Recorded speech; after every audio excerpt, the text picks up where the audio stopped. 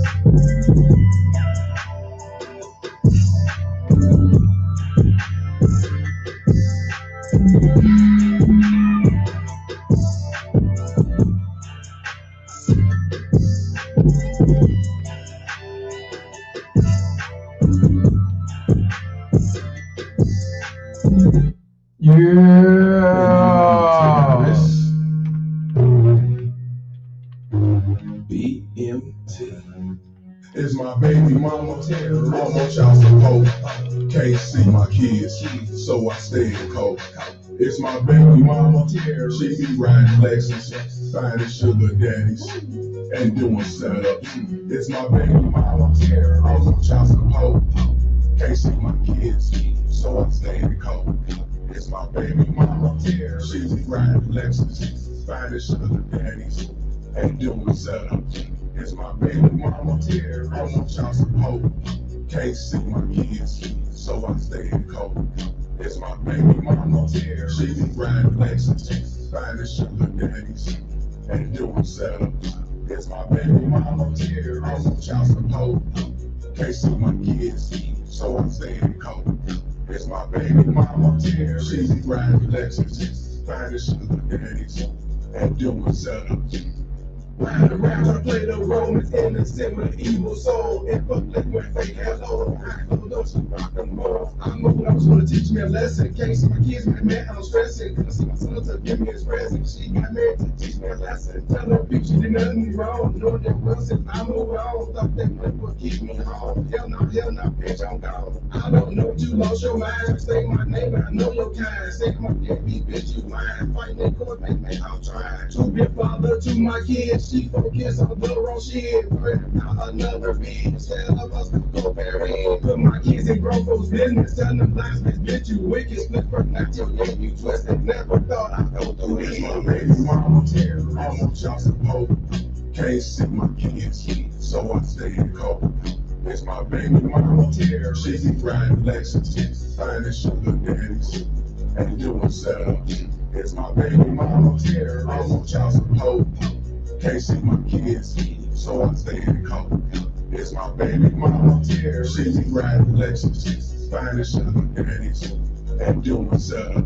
It's my baby mama terror. Almost y'all support. Can't see my kids, so I stay in cold. It's my baby mama terror. She be riding Lexus, finding sugar daddies, and doing setup.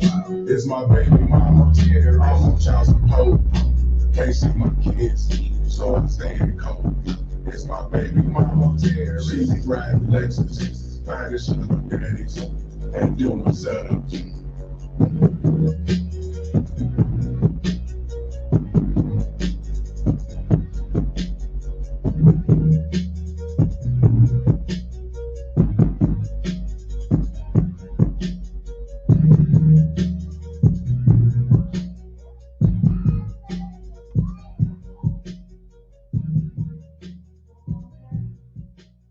All stand, please.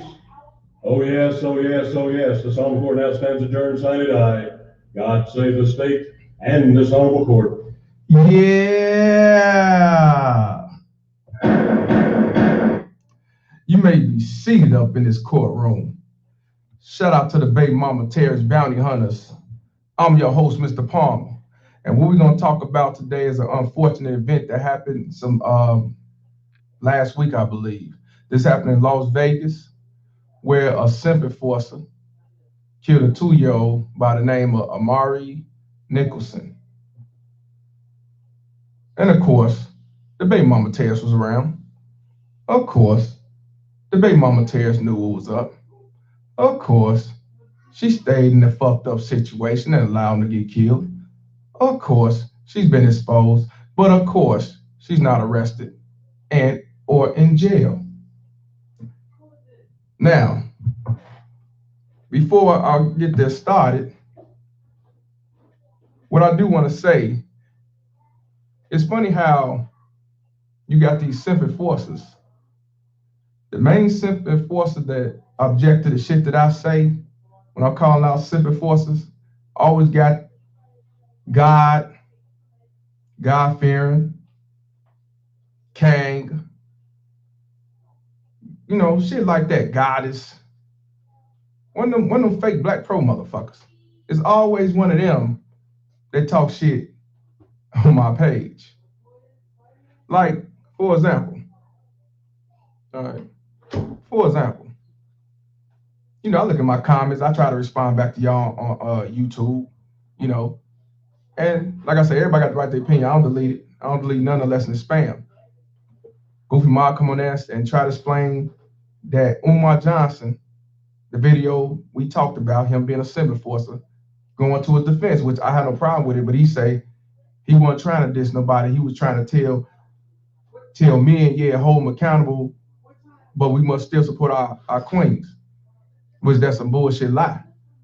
But it's always somebody with God-fearing and Kang, these simp enforcer ass niggas. You can't make this shit up. That's why I say these Black pros are the biggest cape and simp suckers ever. Them were the simp enforcers of the Black community. And I laugh. I just applied and laugh. But it's always you motherfuckers. And if it's not you, these fake ass queens calling themselves goddess and Mother Earth with titties hanging down so people look at. But it's all good because all you're doing is exposing yourself. Feel me? But hold on for a second.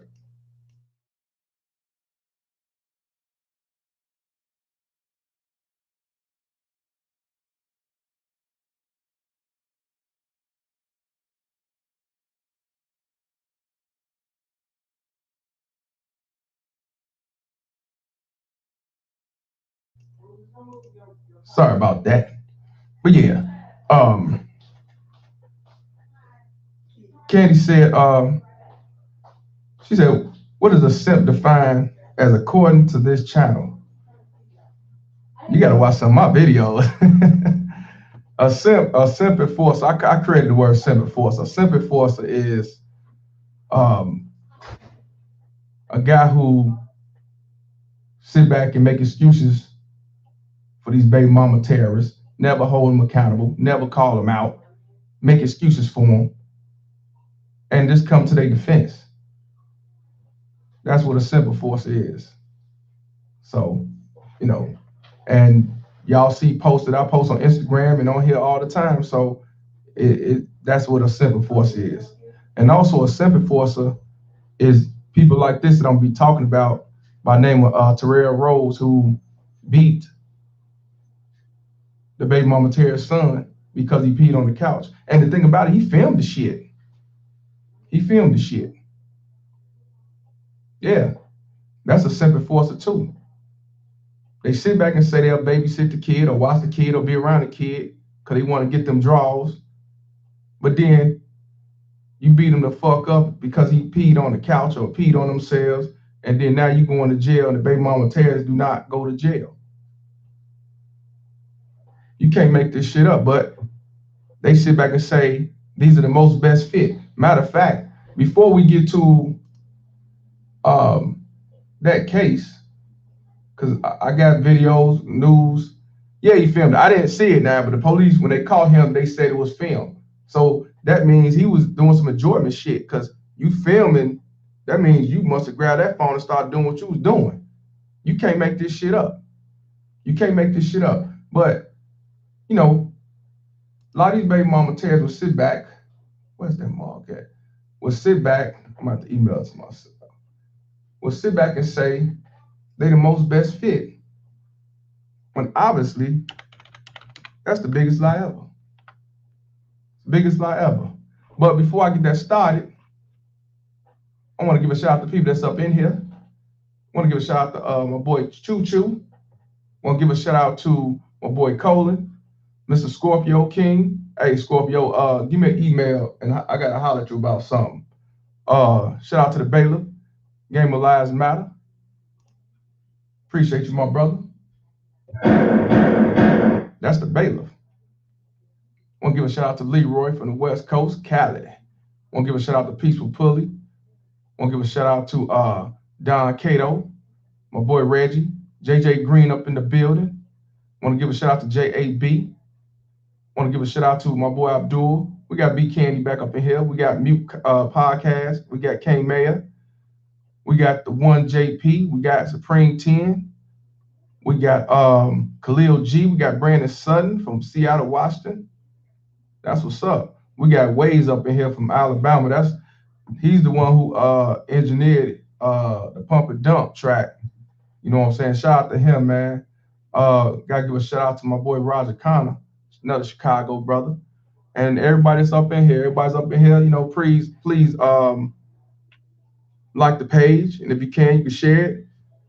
Definitely need to spread. It's been doing good. It's been definitely growing, slowly going up and up and up.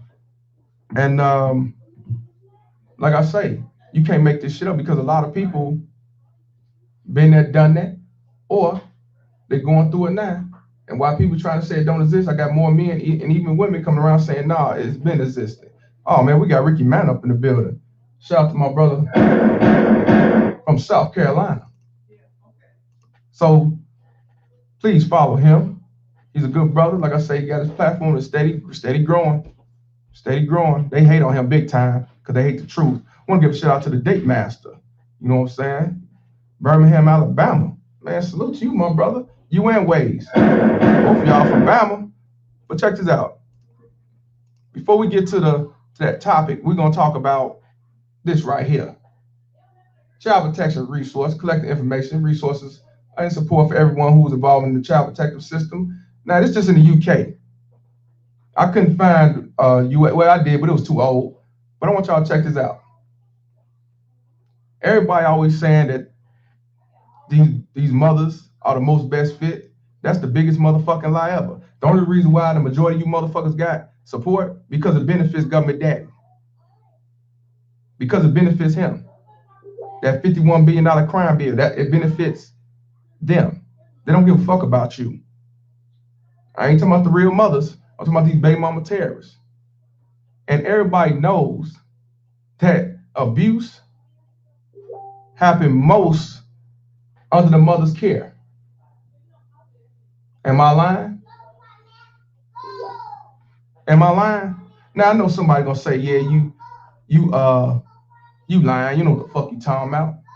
But you know, nah, I say ain't saying the bullshit don't exist, but you can't be riding over no baby killer. Riding over, oh man, hell no, I ain't about supporting that motherfucker. Shit, he a simping for us. I don't support those. Fuck him. No, fuck him. We're gonna talk about him and the baby mama terrorists. It ain't about supporting him. I don't support killers. Even if it's the actual father that go over there and kill his kids, he ain't shit. Cause what I tell y'all to do, wash your hands and move on. If your kid going against you and disrespect you, wash your hands and move the fuck on. So I ain't taking up for him. He's a simping force. He rest haven for these baby mama terrorists. But I blame the mother because she knew what was going on and she allowed it. Even the mama came out and said that she knew what was up and she tried to cover it up. So we're gonna cook on that bitch and we're gonna cook on this whole ass. But this is what I want y'all to see though. This is a fact. And I recently, hold on, I want to give a shout out to Supreme 10 for the $20 donation. Peace to all that show up to Judge Palmer's courtroom, the bailiff, the district attorney, the jury, the witnesses, the experts, the men that have his or her freedom from child support prison. My bad, wrong one. Appreciate you, my brother. Right here it says, I recently had a bit of heated debate with anonymous tweeter, Preserved by Faith, who was very sure that 71% of children killed by a family member or killed by their mother. She relied on a statistic proved by Mark Rosenthal's Breaking the Science. Oh, this is from the U.S. Department of Health. Okay, this is from the U.S. Oh, I thought it was in the U.K. The data is from the U.S. Department of Health and Human Services Child Maltreatment Reports from 2001 to 2010, right? If you look through up here, it says children abuse and neglect. Now on this side, it says child fatalities. If you look right here, where it say the mother only, 1,452,099 abuse and child neglect. Child fatalities is 1,704. That's the mother only. Now check this out. Mother and other, that means most likely a simping forcer or whoever they stand with living with, 222,836. The child fatalities with that is 565. So mother's total, alone or with somebody other than the father, is 1,674,935. The total of child fatalities is 2,269. Yeah, 2,269. Okay, now the father only, neglect and child abuse, 661,129. It's a big ass difference, ain't it? You look at the fatality, it's 859 compared to the 1,704. Now, check this out. Father and other, that's usually some wicked ass stepmother, piece of shit ass baby mama terrorist, 37,836. And then child fatalities is 77 are murdered based on the father and the other, which is probably a no good ass baby mama terrorist that he chose to deal with. Now the total of that is 698,965. And on the child fatality is 936. Both, it comes out to 2,000,000 2,373,900. When it comes to child fatalities, 3,205. So you know what? When it comes to mothers only, fathers only, it's a big ass difference. But I will say this. It seems like more fathers that's in the picture with a piece of shit ass bitch cause more of this. So it's still some type of piece of shit ass baby mama tearing around. And men, if y'all dealing with a woman and you got kids, don't have a bunch of women around your kids. Don't be meeting up with these different type of random women and they all seeing your kids. I seen that in the past where a lot of guys have a bunch of women around their kids. Why would you do that? You don't do no shit like that. And I have seen cases where the father's in the picture, but then the person he's with is abusing the child, killing the child, and that suck ass nigga make it like he don't know no better. He don't know what's going on with his stupid ass. We definitely can't be like these baby mama terrorists. We cannot be like that. You don't need to have a bunch. These baby mama terrorists already got a bunch of niggas around their kids. You don't do that shit. If you single and you got your kid, I'd rather for you to take the kid to your mom's house or somewhere and meet the woman. Don't let them meet your kid. You shouldn't let them meet them at least over a year. That's just my opinion. We can't do nothing. We can't do what these baby mama terrorists do. They let a man around the first 2 weeks. Meet him off online to do that shit. OnlyFans and everything else. A lot of kids are getting killed when they're around a father because they were other bitches. That ain't cool. And if we're going to be the one to lead, we can't continue to put our kids in danger because of some random hoe. So I'm just letting y'all know, y'all, we got to set an example. Ain't no way you should have women around your kids and you just met the motherfucker. If you're going to meet up or whatever, don't have your kid around. Let them come over the day you don't have your kid. I see that all the time. Dude got his kid, got his son, and got a bunch of different women around and shit. That shit ain't cool. Because now you're teaching him to do the same shit, and then he get caught up to my fuck child support. So, see, that's what I'm saying. What's right is right and what's wrong is wrong. I call out these baby mama tales. I call what I see fit. But like I said, mother only, they do way more child abuse and neglect than the father child neglect. But the problem is right here with the men. Y'all let these other baby mama tales that you get up with and abuse your kid, and you play stupid like you don't know no better, just like a baby mama test. No better. We have to stop this shit. I'm just keeping it real with y'all because we definitely don't need to see one of our kids getting killed because of somebody we dealing with, somebody we married, or somebody that we in a relationship with, or somebody we just, have around. You got to be careful. You have to be careful. But this stats don't tell no lies when it comes. These supposed to be the most best fit, but it's 1.4 mil. But yet, when you go in this courtroom and you tell them that the mom's abusing, they sit back and say, you ain't got enough proof. We believe that she's the most best fit because, hey, he been in the child's life for over 6 months. Because it's about that money. So you gotta be real. Yeah, my man say he a single father, been a single father for 8 years. If you ain't married, ain't no way you should have a motherfucker around your kid. I don't care who it is. You don't have no random woman around your kids. I hate to see that. I really do. I didn't do that shit. You ain't gonna know who my kids is unless I've been knowing you for over a year. I get to know you and we go from there. But I ain't know that, oh, you can come over and stay the night real quick. You could live with us and shit in a month or two. Nah, you got to change the laws of your minds, fellas. So I'm just saying. So, but like I say, baby mama terrorists, 1.4 and all, and the killing from 2001 to 2006. I couldn't find nothing later. But you can't make this shit up. But they say they the most best fit.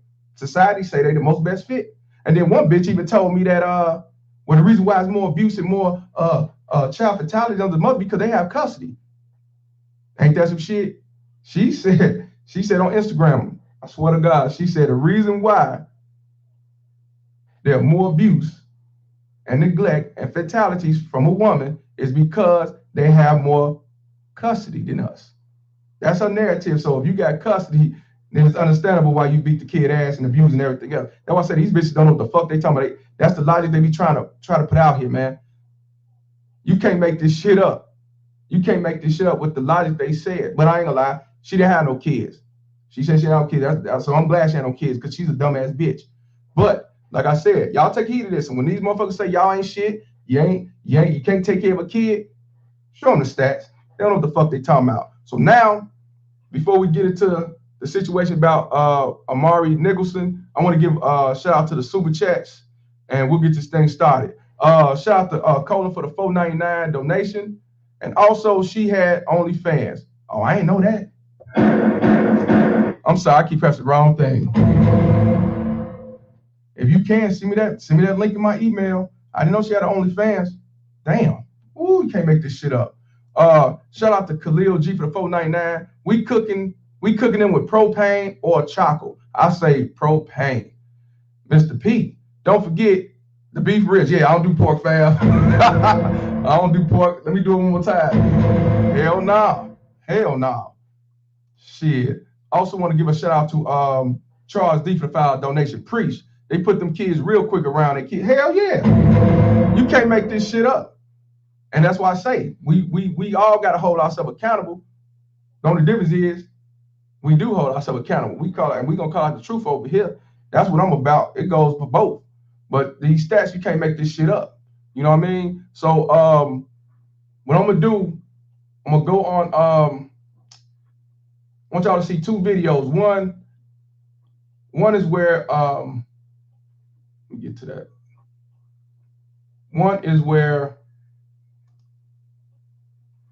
the auntie of the father, the biological father, they talk about the situation. This before they found out he was murdered.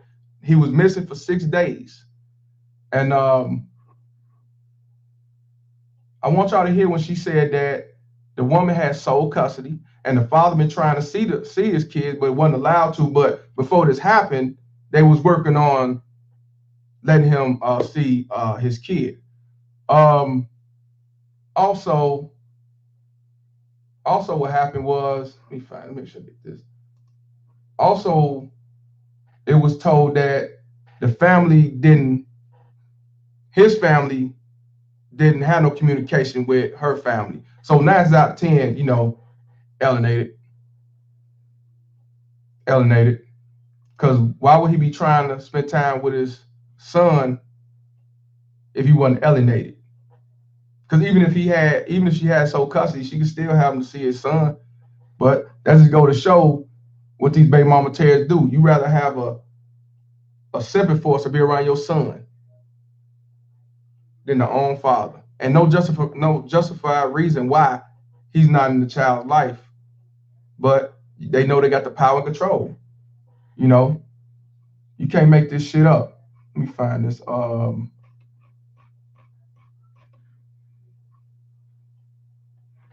Let me find I want to play this in right order.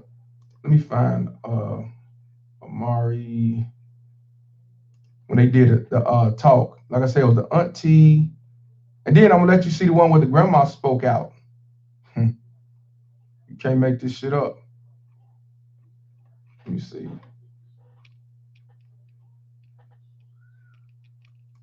Press conference. Let me put in press conference.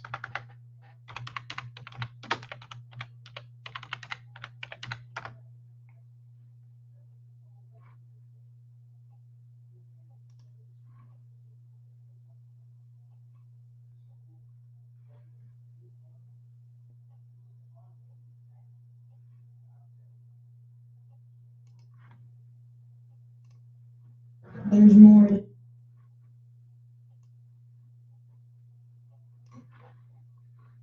We have to go a different order because I don't want y'all waiting this shit. I'm gonna let you hear when they found out that when the dude was charged. We'll do that, and I'll be finding the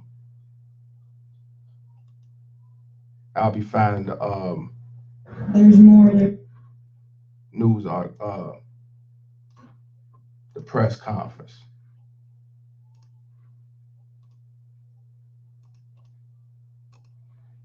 The search.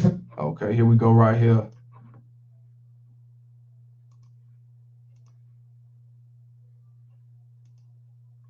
This is the little boy right here. He was only 2 years old, and like I said, this happened in Las Vegas.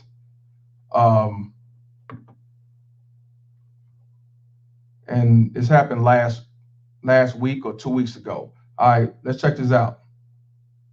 The search for 2-year-old Amari Nicholson has ended. Tonight, police say his mother's boyfriend has confessed to his murder.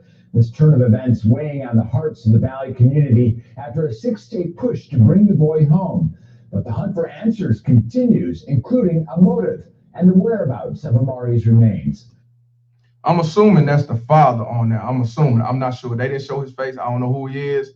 That's not the Simp enforcer that killed him. I'm just assuming that's the father. It might not be, might be. Our Fox 5 team coverage of developments since the story broke last week, and we continue our coverage tonight. Andre is keeping an eye on the hotel where the boy was last seen. That's where heavy police presence remains tonight, and people are gathering to mourn the child's death. Kim Bassoff digging into the suspect's criminal past. But first, let's turn to Fox 5's Joe Viel. You spoke to the man who police also say confessed to the crime. And tonight, Joe, you're learning when Terrell Rhodes will face a judge. That's right, Sean. Rhodes will be in court tomorrow morning. Now, back here tonight at police headquarters, a news conference was less than 2 minutes long, but just devastating for many people to hear. After hundreds of volunteers searched and prayed for 2-year-old Amari Nicholson's safe return, Lieutenant Richard Myers with Metro Police delivered news that was very difficult for many to. Now, while they searching and trying to find out where he is, the mother knew he was gone. And the reason why, because she texted somebody and said that the guy killed him.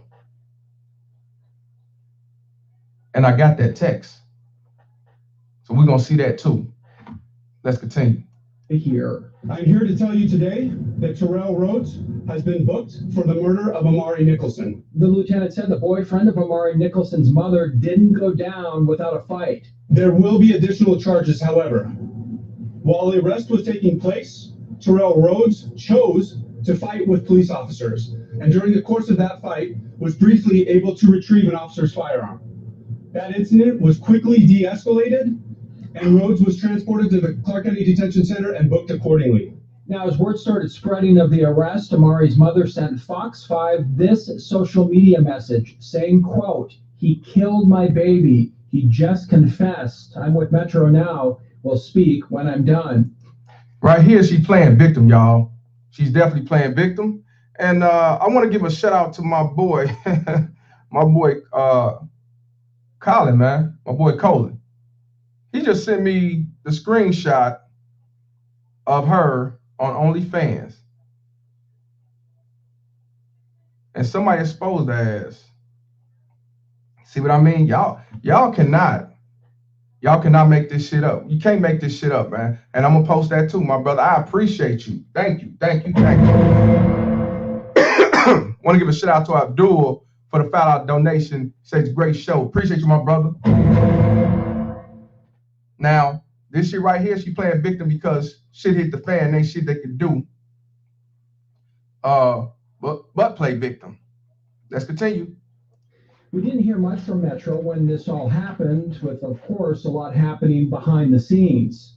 During the course of the investigation, it became clear that the circumstances were suspicious. We brought all of the resources of the Las Vegas Metropolitan Police Department to this investigation, including the homicide section. As the investigation progressed, it became very clear to us that Terrell Rhodes was our primary suspect. There are still many questions lingering as the investigation continues. One big unanswered question: why was Amari murdered? And also not discussed, a possible motive. And I'll be in court tomorrow. We'll have updates on Fox 5 News this morning. You can't make this shit up, y'all. Now, this is after they was claiming that the baby was missing. Let me go to the email that my brother just sent me.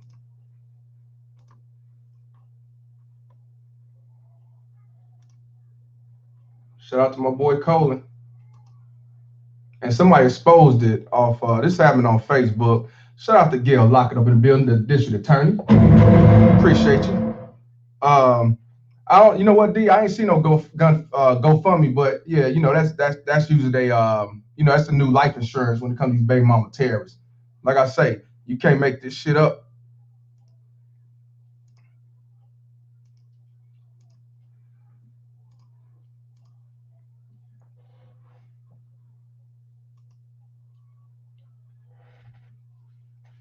Excuse me. This is her. This is her. Well, the person right here, that's the person who exposed it. But this is her. This is her. Her son is missing, and she's posting fans deal, OnlyFans deals. Make it make sense, cause I'll be damned.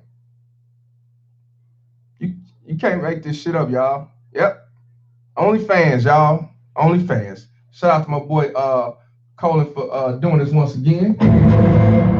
I didn't know she had them OnlyFans. That's fucking pathetic. But that's what these baby mama terrorists do, y'all. And that's what I'm saying. For a lot of guys that's alienated, a lot of y'all can relate to having a simp force around their kid and ain't nothing you could do about it. You fight to the courts, they make excuses, they don't go off your proof. And it's like you got to deal with it. If you go over there and cause havoc, you go to jail and it's your fault, and you the wicked witch of the east. You know, what do? This is why I say you got to keep them veins cold, because you can't make this shit up, man. Remember the other 2-year-old that got killed up in Parkland. Now, I will say this. They did, remember the Parkland case I talked about? The 2-year-old in Florida? The one my brother Zoe came on and said, yeah, that was up the street somewhere from him. The mother did get arrested. They charged her with child neglect. Even though she went there, they charged her with child neglect. That's what they need to start doing. Even if it's the father. If the mother leave a child to the boyfriend, simp enforcer, and he kills that kid, she should be charged too.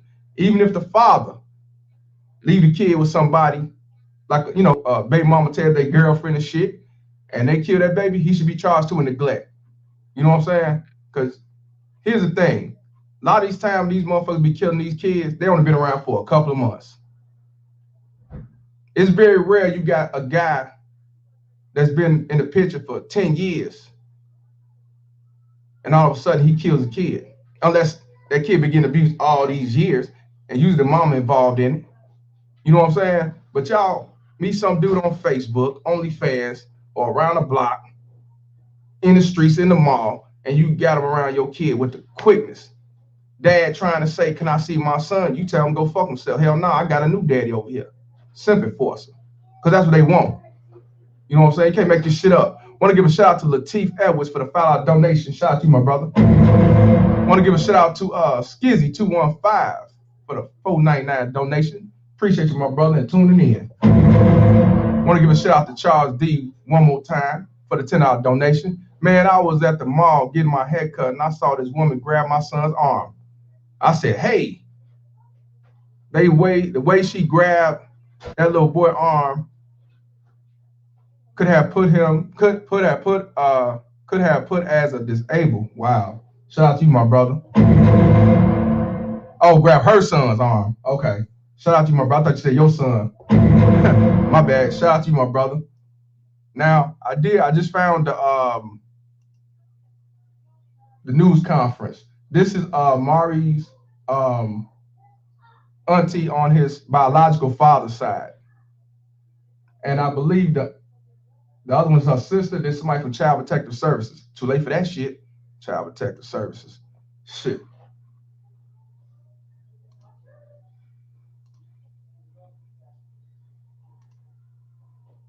Nah, I ain't trying to do none of that. There we go. We're gonna watch this whole thing. Check it out. Let me put the hold on. Let me unmute it. This press conference was when he was missing. This is not after. This is when he was missing. Yolanda Everett, Yolanda,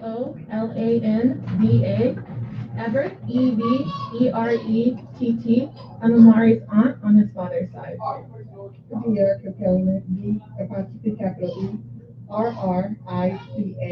Last name Perryman, P-E-R-R-Y-M-A-N. I'm Amari's aunt on his dad's side as well.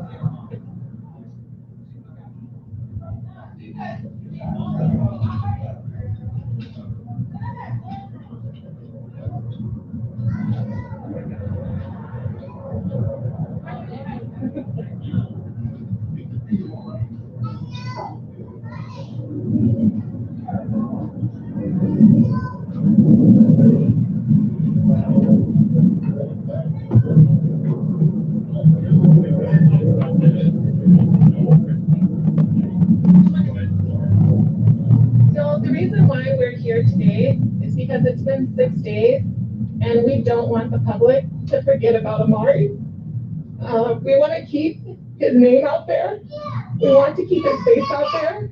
We're asking that if anyone can help us get a billboard for Amari, that would be useful. If someone can help us with a website where the public could call in and give any type of tips that they have for Amari, that would be useful.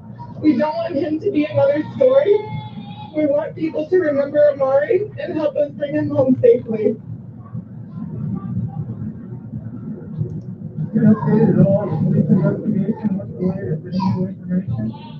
It's an active investigation, so there's only so much that the police can tell us. We do know that they're using all their resources to help us find Amari, but we still don't have any leads, which is why we're continuing to come out and ask for people to continue to look for Amari and help us find him. We need the public's help. Also, the family has been out searching, going door to door, is that right? Can you describe for us what your efforts have been? Yes, we've been staying in this area mostly. There are other search teams out and about in the city looking, but basically what we're doing is just trying to jog people's memory, get his picture out there, keep him in everyone's mind, and remind everyone it's 6 days and there's still a 2-year-old and we have no idea where he is. I have a question for Margarita. Was there an Amber Alert issued in this case, and if so, why not? So the Amber Alert Nevada criteria is the child has to be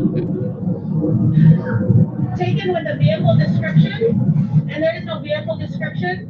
We also don't have a suspect description. So those are 2 criteria for the Amber Alert Nevada. They are different in every state, but this is unfortunately what Nevada's criteria is. But what has been issued and what was activated is missing endangered child alert, which is what Metro has activated, and also our agency. So if you're watching this and you share that flyer, thank you, because you made the difference. There have been tips that have come in, but unfortunately we don't have that information that goes directly to law enforcement. And we just need more people to just come out. And I know you've been probably out here. We've had hundreds of volunteers come and help share flyers, but we can't stop. We're not going to stop until he's found. Do you feel confident that Amari's not with anyone on the paternal side of the family? You know everyone in your family, right? The person said that they were on the paternal side. Is there any possibility that someone on your side of the family has him, or you've ruled that out? There's no possibility that anyone on our side of the family has him. And that's why we're out here to try to figure out who does have him. Someone has to have seen something. Have you been in contact with the mother side of the family? Are they helping? And I know yesterday that not pointing fingers or any of that, but what's their involvement? Are they trying to help too? We have not been in contact with the mother side of the family. We are open to working with her. We want her to know that we want to help her find Amari. Like I mentioned before, we're moms. I can't imagine what it's like to not have your son at home for 6 days in a row and have no idea where he is. So, they know where he is. That's the only thing. And that's the sad part. I even know fathers who have situations with their kids being missing or hurt. And unfortunately, the baby mama terrorist side of the family don't want them included. And then he don't even know the kid in the hospital or hurt or deceased. And even when the kid missing, they don't want them knowing. That's how evil they are. They don't give a fuck about these kids. Like she said, we ain't heard nothing from him. This is the father and his family trying to do whatever to find his kid, his son. but he's the deadbeat. He's the one with no type of custody at all. I wonder why. Let's continue. And we want to help her find her son.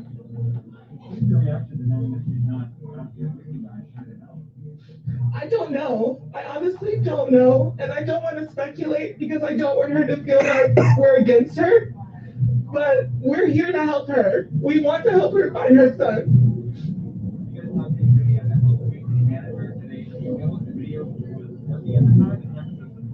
That's a part of the investigation that the police is conducting right now.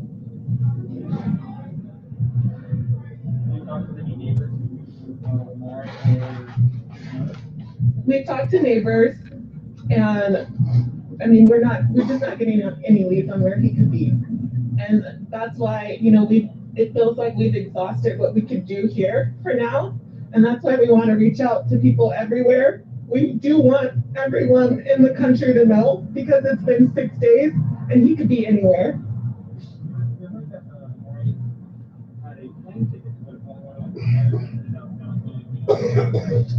We've only seen those stories on Facebook. We don't know for sure. And like I said before, it's an open investigation. There's only so much that they will tell us right now. So right now we feel like all of that is speculation until the police come to us and say that that's a fact. What's next for you guys today? Flyers? We're going to continue to hand out flyers in different parts of the city. But like I said, we need more. We need more resources. Yeah, and what's our plea today as well is to just let the public know that you can call Nevada Child Seekers. Our phone number is 702-458-7009. I will drive to you and I will give you flyers if you want to hand them out in Pahrump or any part of the city. If you are out of state and you want to share and be a part of this, I will mail you flyers. There's nothing we won't do to help bring them home. What do you want people to know about Right. What we want is for people to connect this to them. Think about a 2-year-old that you know. Think about what a 2-year-old can do. How far can a 2-year-old go? How well can a 2-year-old communicate? And that's why we're devastated. If anyone has had a child or has been around a 2-year-old, you know how defenseless they are at this age. And that's why we need help. We need resources. We need to get Amari's name out there. We don't want people to forget about him the same way they wouldn't forget about the 2-year-old at their house. So just think about how you would feel if this was your 2-year-old and you hadn't seen him in 6 days and no one knew where he could possibly be for 6 days. the best he can? The best he can, yeah. There's not much that he feels defenseless. Like, there's not much that he can do to bring his son home. They're asking about the father. So now I want y'all to pay real good attention on what she's about to say. And he also has no idea where his son is. He has other children too that he's trying to be strong for. But what can you do in this situation? Like, there's no handbook for how to feel or how to handle this. As far as we know, since Amari has gone missing, no. Living arrangements. Do they go back and forth? Does share custody? Could you back and forth? His mother had full custody of Amari. Sole custody. Sole custody. Now, I don't know on what grounds she got sole custody. I don't know if it was probable cause. But 9 times out of 10, it was the baby mama terrorism. I want to give a shout out to Michael for the $1.99 super chat. Appreciate you, my brother. I want to give a shout out to Charles D once again for the $5 donation. I'm 33 years of age and my mama still check on me. LOL, I'm a big grown man. My mama did.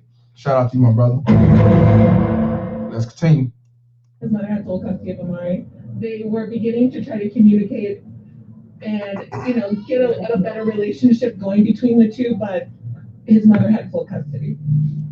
They was trying to get a better relationship. So 9 times out of 10, she alienated him for whatever reason, fair relationship, control, or however the fuck. And I guess from what it looks and what she's saying, I guess he's been continue to try to be able to see his son. And unfortunately, before he could get a chance to see his son, right here, they thinking he's missing, but actually he's murdered. That's some fucked up ass shit. Shout out to Michael once again for the $4.99 donation. Palm is the man. Appreciate you, my brother. You can't make this shit up, y'all.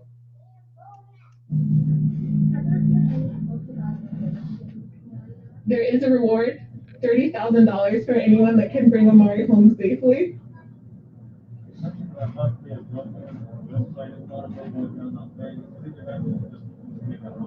Please help us. Please help us. The longer time goes on, the less likely we're going to find something walking around and knocking on doors. There's so many people that come and go from Las Vegas that it feels like it's so heavy on us how long it's been and how much. Anything helps. Any resources that they can put for. If you know somebody who can either put a flyer in print or on a billboard or, this billboard right there would be fantastic. Once again, we're just a family begging for help.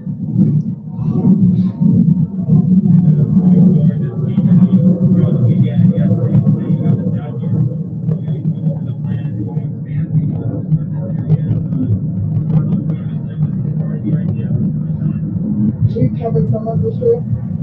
We plan on doing more today. And like you said, different areas throughout Las Vegas. We're not going to stop. Anywhere we can look, anywhere we can go, we will be there. And if you're out there and you see someone hand you a flyer of Amari, please take it. Please take it. Because you don't know what. You may have some information and unknowingly that can solve it and bring it home.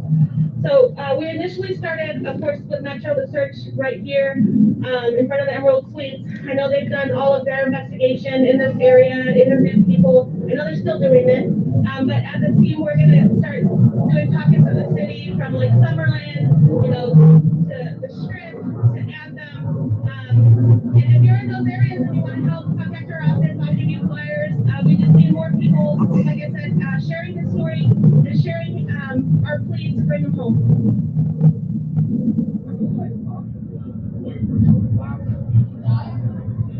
We have no contact with them. No contact with them yet.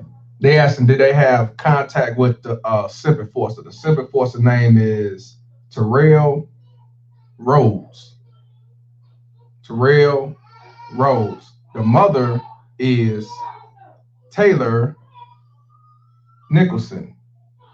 That's her name. But you're going to see a picture of her too. That's the team.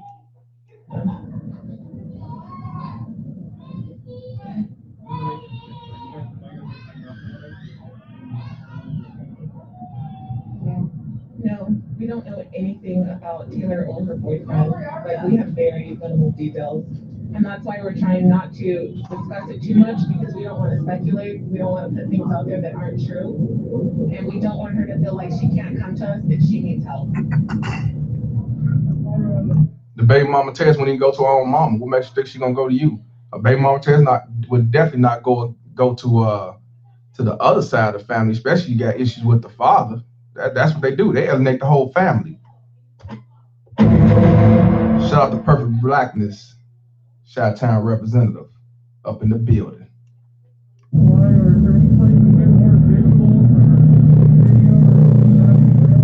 We've been sending pictures to the different news outlets that reached out to us, but that's about it.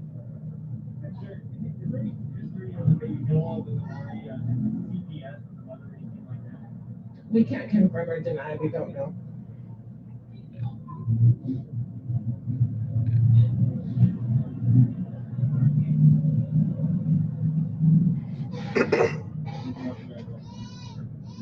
We just want to thank everyone that has come out. We would like to thank all the news outlets.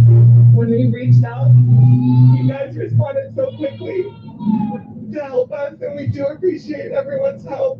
And we want people to continue to look and continue to put his name out there until he comes home. Thank you.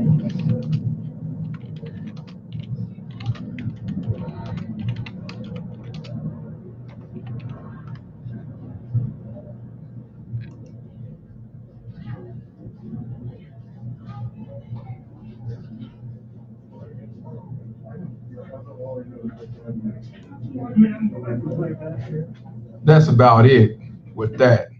Like I said, this is when he was missing. Want to give a shout out to Mute Podcast for the $4.99 donation. Pastor Palmer, much love. Share the revelations to our brothers that we men actually win in child support situations.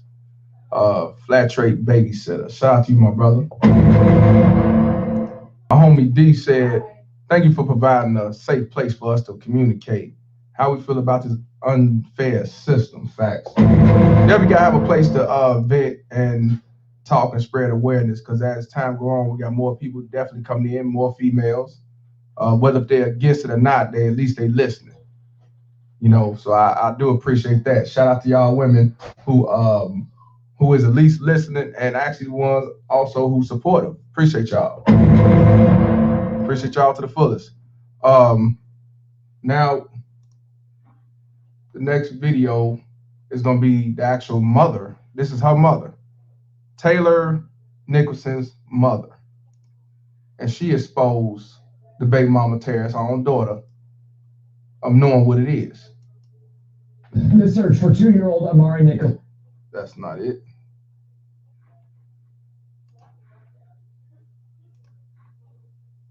Here we go. There's more. Okay, this is the mother that's talking. This is the mother of the baby mama terrorist. Check it out. This one I believe is after. This is after the baby was found. You know, when the guy was arrested. Piece of shit. You know what I'm saying? My boy Reese from over east. Shout out to my brother, the Chi-Town representative. Let's make it happen. Check it. There's more. There's still too many holes. Carrie Howard, the maternal grandmother of Amari Nicholson, has questions of her own tonight, directed at her daughter, Amari's mother. Let me go back, because I want y'all to see this motherfucker. This right here, this the Simp enforcer right here that killed Amari Nicholson. This is the baby mama terror. This is the mother. They didn't show this interview and I couldn't find him. This is when he was missing, and you know, she's playing a role and he like whatever the fuck. You know what I'm saying? She knew what had happened. She was trying to cover for him at first. At least that was speculated all on Facebook. But like I said, the mother even called this shit out. She chose dick over her own kid. Let's continue. His mother. Why in 5 days did you not video chat with my grandson on the phone with me other than Friday night when we got from the airport? She also told 8 News Now, no matter the circumstance, it didn't have to end like this. She had my house. She had 2 other people in Vegas that would have taken him so he didn't have to stay with Terrell. But in the end, Carrie Howard told us no matter what was happening, her daughter would not leave Terrell. Screw your clothes. Screw all that can be bought again. Tell us you're in danger and we'll take you. She wasn't in danger. Her son was in danger. She didn't have no problem with it. It is what it is. As long as I got that dick and I got that Simp force about me, I'm good. I don't think he's gonna go too far. I just pretend like I don't know shit though if shit hit the fan. That's these baby mama terrorists. She's just as much guilty as this motherfucker that did the motherfucking murder. Ain't no excuses. And just like this mother said, I want y'all to hear, I'm gonna start again because I want y'all to hear this shit. She had 2 different households that she could have went if she didn't want to go to the father's house. Could have dropped the kid off, hey, we'll take care of him. They know this. They know this. I told you, they do not love their kids. If the father want to be a father and he's a good fit, she's struggling, they would rather take their kid to the state. They would rather drop their kid off at the church. They would rather drop the kid off at the motherfucking police station or the fire station. But they would never drop the kid off at the father's house. Drop him off at the hospital, but not the father's house. Not the fact that he's a deadbeat and don't want to be a father, or he's alienated, because she can. I want y'all to hear it again. This her mother. This is not the father's mother, because I know when the father's family say something, oh, they just covering for him bullshit. And I'm surprised she's not covering. She ain't going. And salute to her for that. Because like I said, right is right and wrong is wrong. And she know she was wrong. But she ain't gonna go to jail because she's a victim. She ain't know no better. Bullshit all the way. But unfortunately, the Simp enforcer said that it was him and him only. So he a bigger simp because he ain't telling the whole story. He just said he did it. Let's continue. There's more. There's still too many holes. Carrie Howard, the maternal grandmother of Amari Nicholson, has questions of her own tonight, directed at her daughter, Amari's mother. Why in 5 days did you not video chat with my grandson on the phone with me other than Friday night when we got from the airport? She also told 8 News Now, no matter the circumstance, it didn't have to end like this. She had my house. She had 2 other people in Vegas that would have taken him so he didn't have to stay with Terrell. But in the end, Carrie Howard told us no matter what was happening, her daughter would not leave Terrell. Screw your clothes. Screw all that can be bought again. Tell us you're in danger and we'll take you, you know?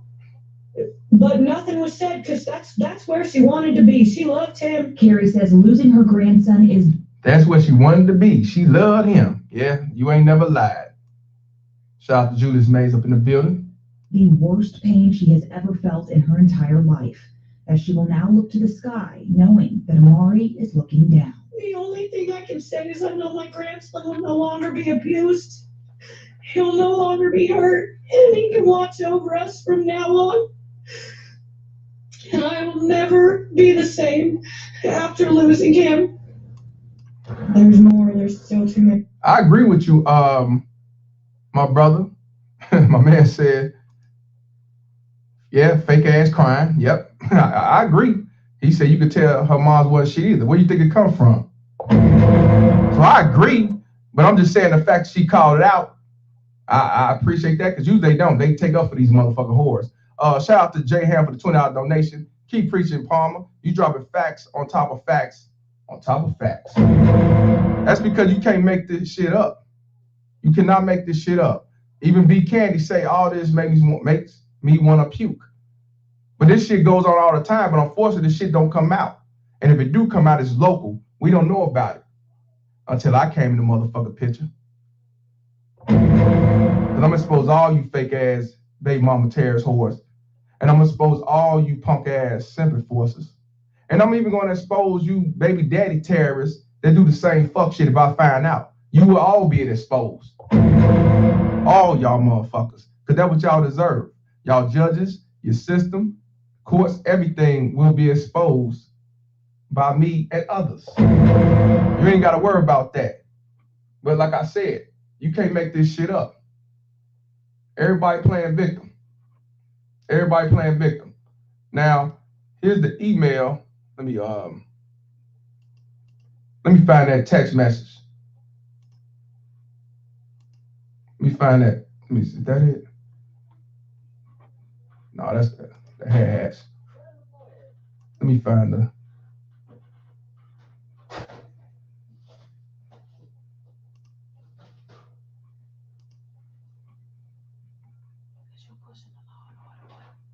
Yeah. It's funny, ain't it? Hell yeah. Law and Order.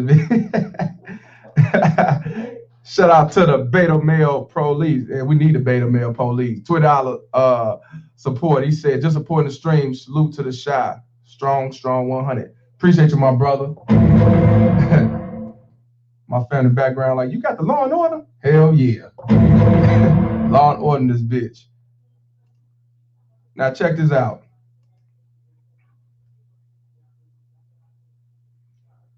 At 10:19, I don't know if it's AM or PM. This is her cell phone, Taylor Nicholson.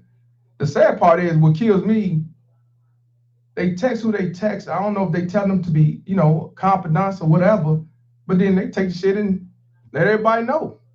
And they think they got a down-ass bitch in the corner. You can't make this shit up. Shout out to Marcus Fraser for the $5 donation. I got to give something for the Law and Order mic drop.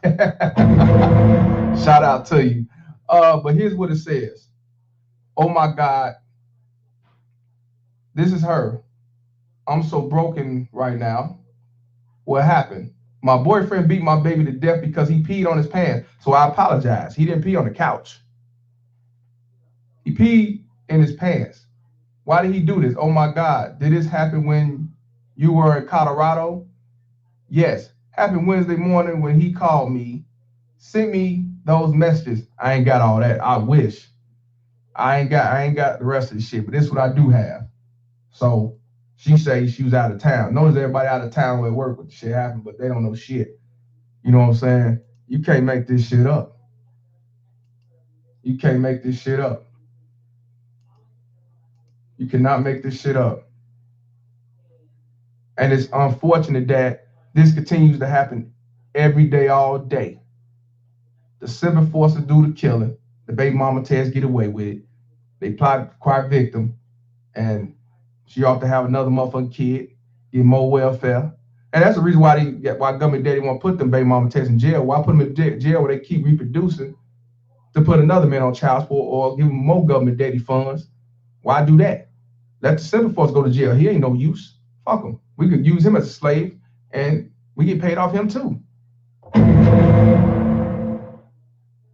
Check this out. This video talking about this situation is something I want definitely y'all to chime in. I want to definitely dialogue about this because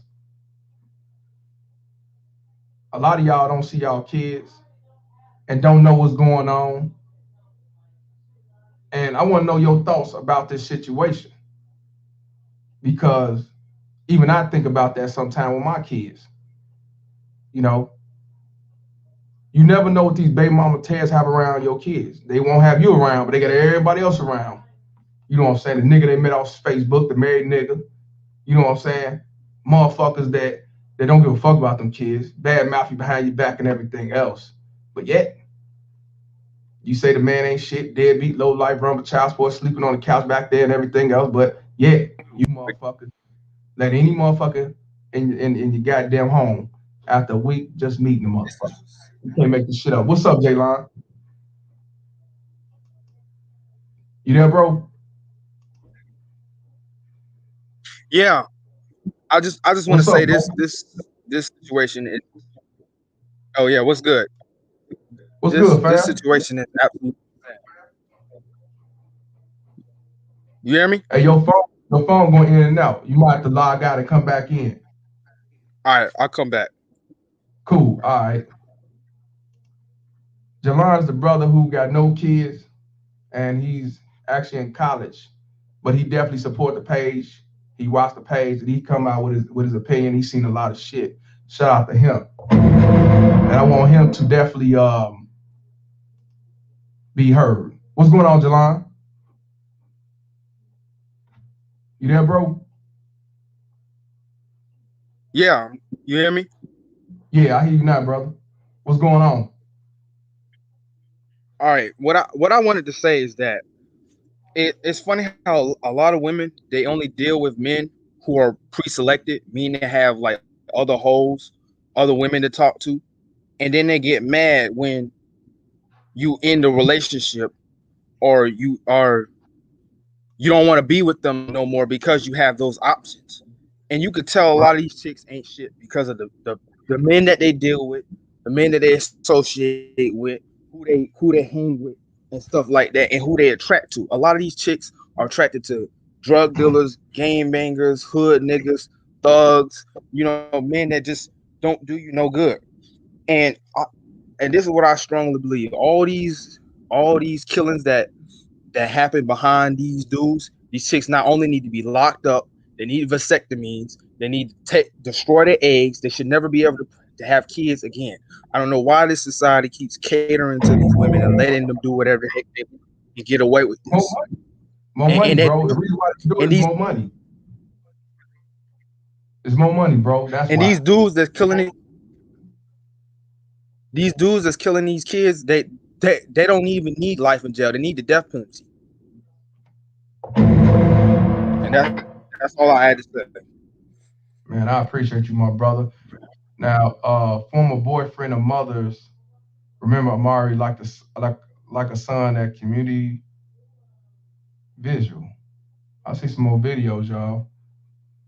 You can't make this shit up, y'all. I'm tired of motherfuckers telling me that this shit don't exist. But see, they don't want, like I said, they wanted to be like Kaiser Soze, Usual Suspects. He never exists. He never exists. You know what I'm saying? You can't make this shit up. You got Mr. O up in the building. Shout out to the brother. What's going on, bro? What's going on, Mr. Palmer? You know what I'm saying? This is Roger Connor in the chat right here, but I go by Mr. O on YouTube. Oh, okay. Okay. What's going on, bro?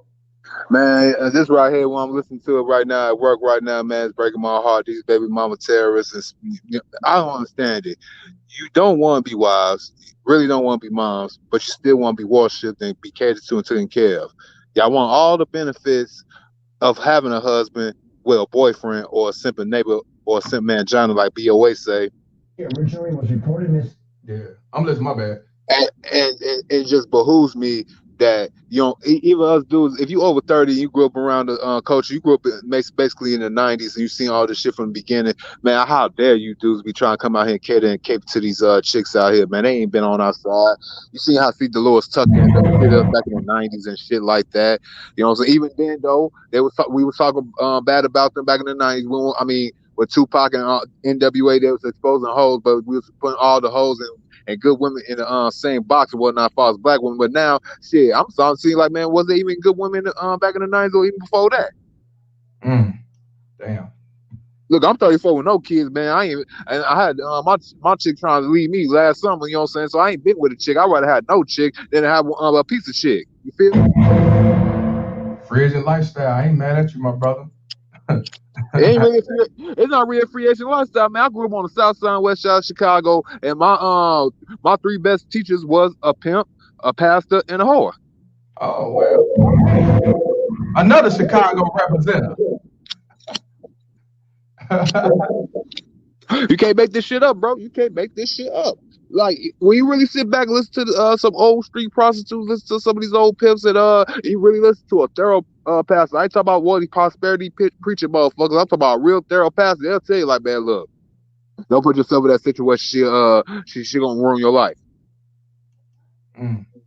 Man, you can't make this shit up, bro. And I love women. I love the sisters and all that good stuff. But it's so bad. Even the Bible said back in their days, it was like a rare thing to find. Like they been shit since the beginning of the damn time. We still had to deal with it. But I get mad at you, simp man, John, dudes that can't control your lust. You want to go ahead and try and talk to every chick, bro. Like really, you want to talk to every chick? Yeah, I agree. Bro. And the kids suffer.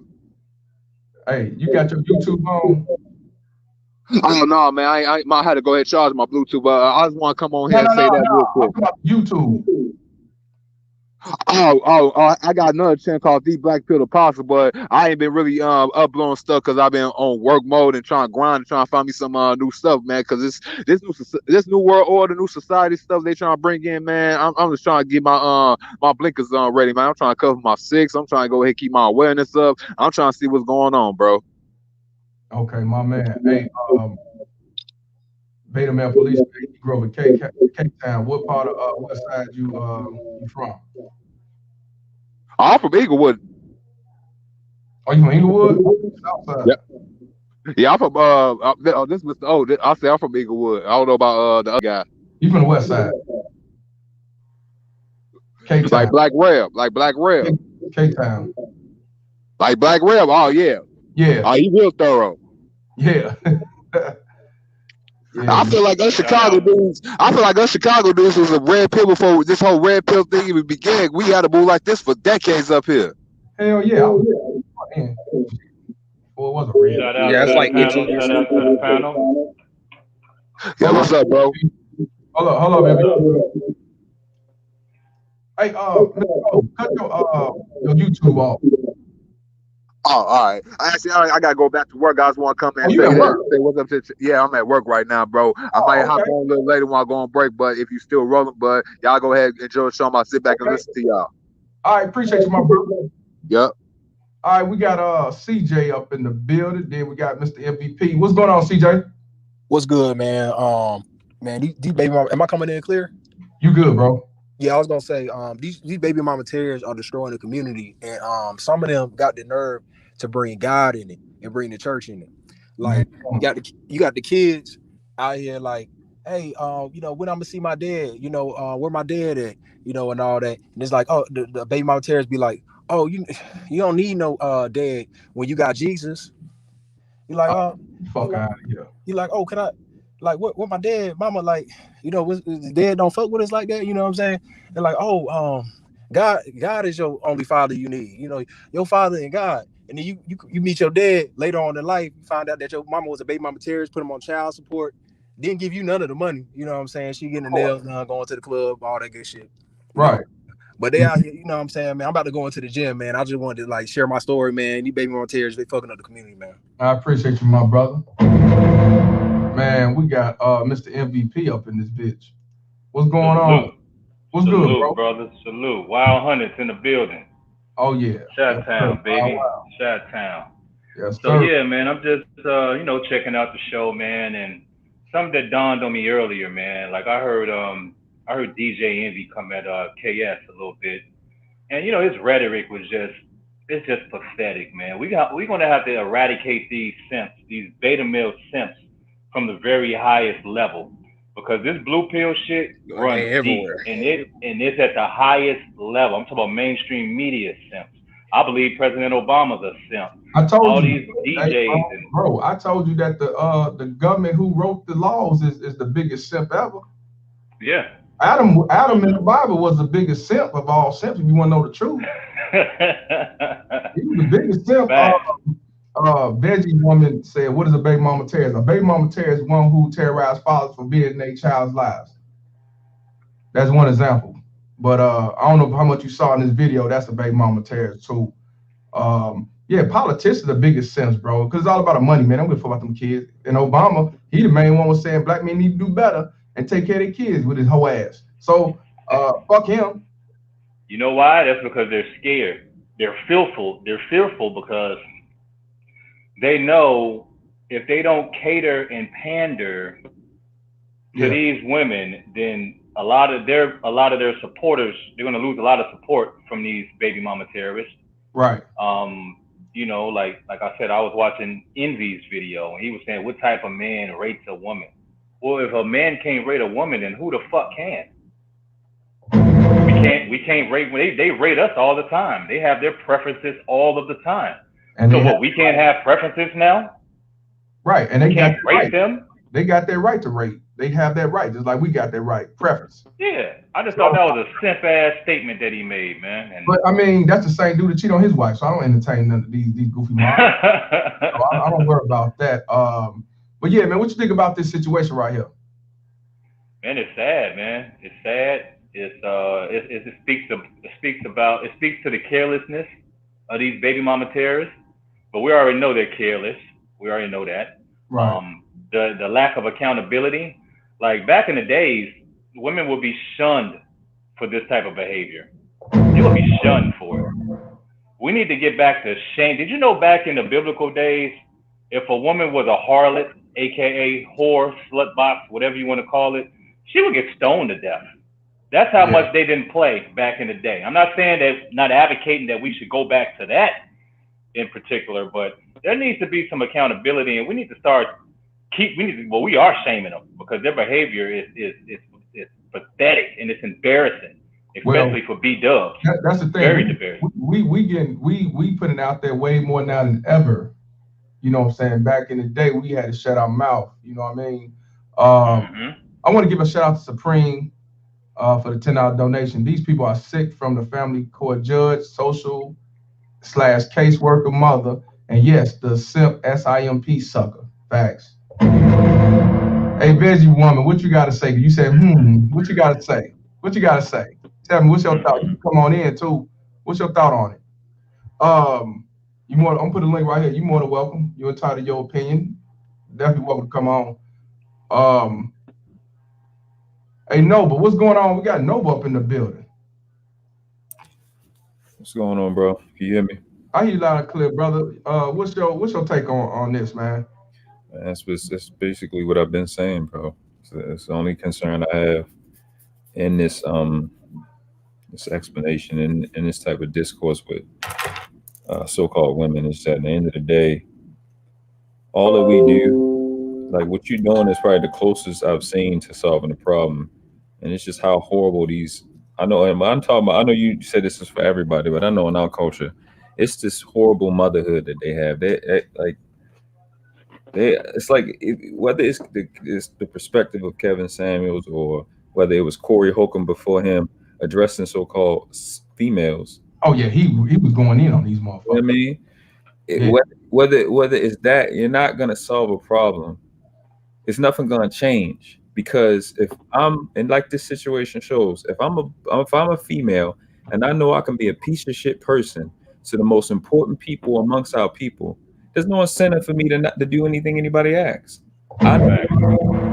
Y'all will allow me to kill children, abuse children, extort children. You'll let me do that. I don't gotta do nothing you say. So, and it's just like y'all calling them baby mama terrorists. They're just fucking devils. That's a devil. That's a baby mama terrorist, devil too. You're just like what yo, I don't bro, what possesses you to attack a powerless 2-year-old? The fucking wall, a wall can beat a 2-year-old to death. A wall falling off the bed can defeat the child. Why do you think a child as a 2-year-old is a threat to you? Like I just, man, this like I commend you for bringing this story up, bro, because I didn't know this existed. A lot of people don't know, bro. That's why when I see something like that, even though it's in Las Vegas, I don't care where it is, need to come out. If I know about it. The fact that she had sole custody, the fact that the ex is who killed the child, it's a lot of hundreds, it's probably millions of men living this fear that has that fear. Yeah. You know, and I just like, I'm in a situation where my son has been injured by the boyfriend twice. Oh wow, what happened, brother? Two situations. He came to me with first situation. He came to me with an injury, talking about him punching me. Last situation where I had him in my arms, going to my car, my son in my arms, and the boyfriend pushed me and him, and my son bust his head. How did you react to it? Huh? What was your reaction? Because this time you there. Yeah, it's nothing I can do. I got to be perfect when I'm going to jail. Because if I'm going to do anything, I'll just shoot her and shoot him. I want y'all to hear that. You know what I mean? I want y'all to hear that. And I'll explain this. I'll explain this. This would be cool because if I'm gonna do anything, I'll kill her and I'll kill him. And I'm saying this online, so I can't go back and do it. Right. I put myself in a position where I can't. If I don't be perfect, he don't have no chance. Because I came there, I had injuries all on my hand. My son had injuries, and they gave him to her, 2 female cops. So you did call the police? Yeah, they were called because the boyfriend and her were pulling on me. I'm 152 pounds. She about 230. He about 350. Could have easily dusted both of them off. They pulling on me. I got one hand with my son, one my arm holding my son, and both of them pulling on me, and I'm moving both of them. I'm very, very strong. I've been athletic my whole life. I could have killed both of them with my car keys, right? I'm in a situation where the girl was keeping my son from me because he could speak. He told me what's going on. He said him punch me, talking about her boyfriend. I go to the hospital. I don't get a gun. I don't kill him. I don't run him down. I don't do nothing. I do the cordial stuff. And here it is. And that was all the way in August. I'm sorry, that was all the way in July. It's August now. Okay. I mean, it's the next year now. I haven't seen my son. I haven't had him since that day. Last year. So you weren't able to press charges on the guy for you did. Did you go back to court? I got to press charges, and the district attorney is saying, well, he said, well, you know, it could be looked at in a certain way because I ran to my son, and he was talking about how it looked. I'm like, bro, what are you talking about? He said, I know legally you're right. It's no kid in Maryland. You can't kidnap your child. It's Maryland, y'all. Yeah, Maryland's was one of the worst states, period. So it's like, it's just like, I'm 35 years old, never drank, never smoked, no criminal record, got my own shit, never hurt my son a day in my life. We in this situation because I protect him from his mother, who's a 30-year-old living in the basement of her grandmother's house. And can't take care of herself, never take care of herself in a day in her life. Got another child with that boyfriend who she been living there, been with for 2 years. Neither one of them can get her out of that house. So I'm just like, it's mind-boggling, this whole situation. And they used basically the grandmother's house. They didn't put 5 protective orders on me. All of them been thrown out. Only had to go up to court one time. The judge asked the grandmother. The grandmother put it on me because I kept coming to the house. I guess it bothers her that I'm trying to be a dad for my son. And anybody that knows me personally, they know our relationship. It's people in the stores where we go. I'm like, oh, where's your son? Where's your son? So I'm that type of dad. You know what I mean? Like, I'm self-employed, so I won't have to be in a situation where he need me, I can't come. Right. You know what I mean? So it's just it's just interesting, dude. I'm like, if I'm going through this, a dude on parole, a dude that got felonies, a dude that live in somebody else's house, what the fuck did he got to go through? Because I can just go make the money and pay for everything. You know what I mean? It's just like, it's mind-boggling, bro. It's like it's not just money. It's just it ain't even about the money. It's not just money. It's like, it's you as a man, as somebody that study history and law. I know this is other men doing this. Other men is enforcing, like, powering these powerless females to be a distraction for men that they don't want to compete with. There's no other way to explain it. It doesn't make any sense. Right. And you go, well, yeah, well, judges and lawyers go through this too. Sure, they're not on the in crowd. That's all. Right. And they on the outskirts. Hey man, I gotta give you your props, because like what I tell y'all, you gotta be thinkers and not reactors. You gotta be, bro. I don't mean to put no stress on nobody, bro. You have to be perfect. You have to be perfect just to have to. You're not perfect. You're gonna cost them everything. At the end of the day, it's obvious. I know how to explain myself. Their voice will not compare to mine. All I gotta do is sit and explain it. They don't compare to mine. I know how to articulate. I got receipts.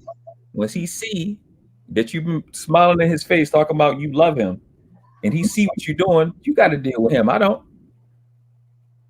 Yeah, it's hard, but you have to do it, because one mistake from you lose it all. That's the fucked up part. But you have to roll like that. Like you said out loud, so you're not gonna do it. Man, shout out to you, my brother. You can't make this shit up. We got Veggie Woman in the building. Shout out to you, sister. What's going on? How are you guys doing tonight? Hey, how you doing today? I don't know exactly what happened. The little boy was killed by the baby daddy? No. She by the boyfriend. We call him Simp Enforcer. Simp Enforcer? Okay. Yeah, it was the boyfriend, the baby mama Terry's boyfriend, not the father. Okay. Well,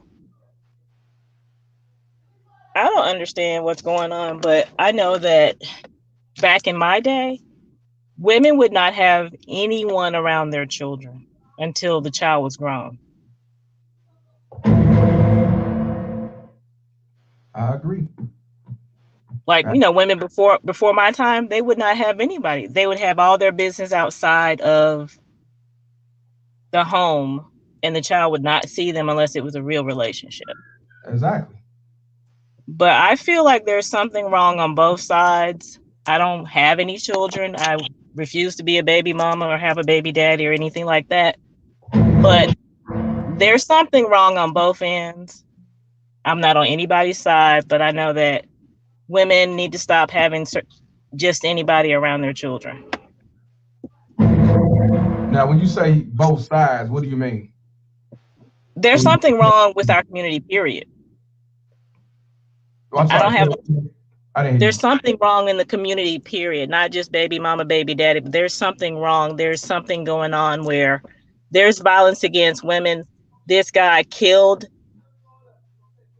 members of a family because of a stimulus check. A 7-year-old. Remember that? Mm-hmm. So something's going on. And then there's one guy, he gouged a lady's eyes out with a knife, bit the infant little girl's nose off, and threw out of a window. So there's some demonic possession going on in our community. Period. And as far as the child support being illegal, that is true.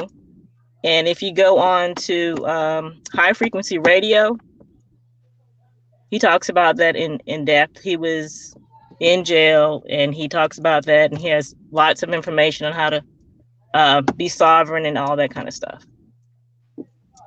Okay, what's the name of it? I never heard of it. His name is Yusuf L. That name sounds familiar. Yeah, it's high frequency radio.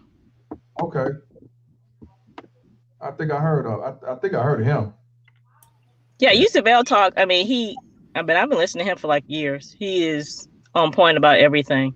Like getting out of this system and everything, and everybody that is brown needs to take their vitamin D because COVID is serious, and that's the reason why Black and brown people are getting it is because of low vitamin D status. Yeah, I'm about to look that up. Where you from? I'm originally from Georgia. I'm in Chicago right now working. Oh, you in Chicago too? Well, I'm an hour away from there right now. What suburb? What is it? Waukegan's? I don't know. I'm not. Yeah, you near Wisconsin, Walktown. Yeah, I'm near Walt. Yeah, that's where I am doing COVID vaccinations. Oh, okay. You a nurse? Yes. Okay. No, that's what's up. Oh, so you're a traveling nurse? Yes. Okay. Yeah. So you here to stay, or you just here for that for the vaccine, and then you going back? I'm here to do the vaccines. Okay. I don't know if I was in Texas, went to Georgia for a minute, came up here. I don't know where I'm going next. Okay. Just driving my car wherever. Like you said, you don't have no kids, so yeah, traveling nurse is one of the best things to do if you're in the nursing field. Yes, but I'm serious about the vitamin D going on because it's for real. That's the reason why we're getting it. The vitamin D status. Yes. That's true. I take vitamin D once a week, 50,000 UIs or IUs, whatever you call it, and I eat better, I work out. You need to take it in divided doses. Yeah. Not one time. We just go to the vitamindcouncil.org and all the information is there. But I was just saying there's a demonic possession on both ends. Something's wrong. Oh, definitely something wrong. Oh, definitely. I definitely appreciate you tuning in. Thank you, sister. All right, y'all. Say that again, sis. I said take care. Okay, appreciate you. You be safe out there doing that vaccine with that COVID. Oh, I am. I take my NAC. I take a bunch of stuff. Okay. Yeah, all right. Thanks. Bye. Thank you. Goodbye. We got Devo's fam in the building. What's up, bro? What's up, bro? Hey, how you feeling, man? I'm feeling good, man. Hold on. Yeah. What's going on? What's your thoughts, man, on this? Can you hear me? We can't hear you.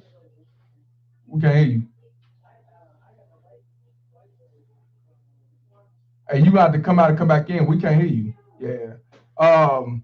Let me give a shout out to Chief Rocker for the $10 donation. Appreciate you, my brother. Also, as I look at the likes, got over 110 likes, and we got 1 dislike. And y'all know what I say about a dislike. Y'all know my thoughts on how I feel about that. I don't give a fuck what you think, bitch. Not at all. Because 9 times out of 10, the motherfucker that did it is either baby mama tear hair. It might be the bitch that set the baby up to get killed. Who knows? Dislike. You know what I'm saying? Devo, you back? Can you hear me? Yeah. Who this, Devo? No, this is Deshaun. This is Santino. Oh, Santino, what's up, bro? Yeah, what's going on? I'm sorry, bro. Yeah. I'm literally just logging in. I just got done playing my I got this new gaming laptop. Anyway, besides all that, I'm here now, man. Yeah, I'm not surprised. I'm not surprised by any of this stuff that goes on, brother. Like, no, we've been talking on the phone for damn near 2 years. You heard me? Exactly. And here's the thing. Now, my brother, who I told you about, that we went through the system together because we're both foster kids. My mother was raped. She gave me up for adoption. His mother was on drugs. Long story short, we grew up together. So, I'm on Instagram. And I follow my brother's daughter, my niece, on Instagram. Right. And she's 16. Listen to me, brother. She's 16 years old, bro. on Instagram uploading half naked pics. So I was at work. And, whenever people go live on Instagram, my notifications on my phone will go off, bling, bling, bling, So I click on the motherfucking link and I see my niece with her titties out. Now, so I tell my boss, I say, hey, Ms. Lisa, let me get off this clock real quick. I punch out for my break or whatever. I told my brother, I said, hey, Terry, bro, you need to call me back ASAP, nigga. I mean, like, right the fuck now. So he at work too. He like, bro, what's going on? He's like, do I gotta come down to Akron and beat a nigga ass? I'm like, no. I'm like, I'm about to send you some shit of your daughter on Instagram. So I sent him the picture. I mean, just absolutely disgusting, bro. And I sent him the shit. And you know what my brother told me, bro? My brother Terry told me this. He said, Deshaun, I appreciate you informing me and what's going on, but I've been gave up on all that, bro. I'm like, what you mean? He's like, listen, that's not my daughter. Some other nigga raised that little girl. So however the fuck her life turns out doesn't have shit to do with me. He said, Deshaun, what did I tell you last summer? I'm like, well, you told me that you only got 3 more years of child support to pay, and once you're done paying it, you know what I'm saying, you done with. He's like, exactly. He's like, I told that judge back in 2006. The judge told me when I went down there and asked them where my child support money was going, the judge told me, Mr. Gillard, you shut the fuck up and you pay what we tell you to pay. So my brother has been paying over $515 a month in child support for a child that he has no rights to. And obviously, if I sent you them same pictures, Mr. Palmer, and showed you mine, that's my point. You see what I'm saying? But I'm thinking, I'm like, but you know what, though? As long as a lady who was on here earlier said about it being fucked up, and she's right. But here's what I'm saying, though, and I would tell her, I don't know if she's still on the line or not, but if she is, listen to me very carefully. I have an auntie that works for Children's Services in Cuyahoga County, Cleveland, Ohio. I'm in Akron. My auntie Mickey has been doing this children's service shit for over 37 years, getting ready to retire in November this year. My auntie Mickey told me straight up that when the state gets involved, us as fathers, us as men, our words don't mean shit. 9 out of 10 times, the family courts, the divorce courts, the child support courts are going to go with that mother. So, and I don't mean to plagiarize them, but what Tommy Sotomayor said was right. Like I told all the girls on my job, I said, when you women decide to put men on child support, you turn that child into a bill. Like my brother said. Now, I said something to my boss on my job that she didn't like, but it was the truth. I told her, I simply said, now this is what my brother had told me on the phone that we was talking about it one night. And my brother, he told me this. He said, bro, let me tell you this. I'm like, what's that, bro?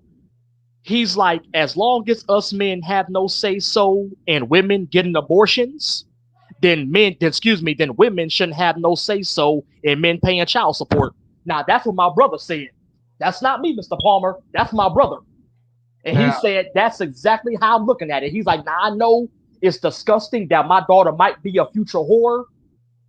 Growing up probably out here, might be one of these young girls out here probably already hoeing, selling pussy, whatever. He's like, Deshaun, I don't care. He's like, I had nothing to do with how that little girl was raised. And and I'm sitting back here looking at this shit, bro. I'm like, it is what it is, man. Hey, but check this out, bro. Now, you remember like you said, we've been talking for a couple of years. Now, remember back then, he was fighting. Yep. My brother fought for 12 years. Now, what I want you to do, because they only heard the aftermath. Tell them what happened before then, because that dude was begging, crying, pleading, fighting. Oh yeah. Tell him why it led to what. Yeah. I was shocked he even changed over, because I figured he wasn't gonna never keep his veins cold. But go ahead. Oh yeah, facts. Here's what happened. So okay, we can go back to 2005. Right. Okay, my brother met her. I told my brother, I said, Terry, listen, bro, she ain't shit. Mr. Palmer, I know a lot of hoes, bro. I fucked a lot of hoes in my life. I know it ain't shit, bitch, when I see one. I told my brother, I said, bro, listen, fuck that bitch, okay? She ain't about nothing. Fuck her, pay her, and let's roll, because we men of our word. So whatever you agree to pay the bitch, you pay her, and let's roll. My brother was actually feeling her. He actually likes her, whatever. So, we almost kind of got into a little bit of a scuffle about it. So I love my brother.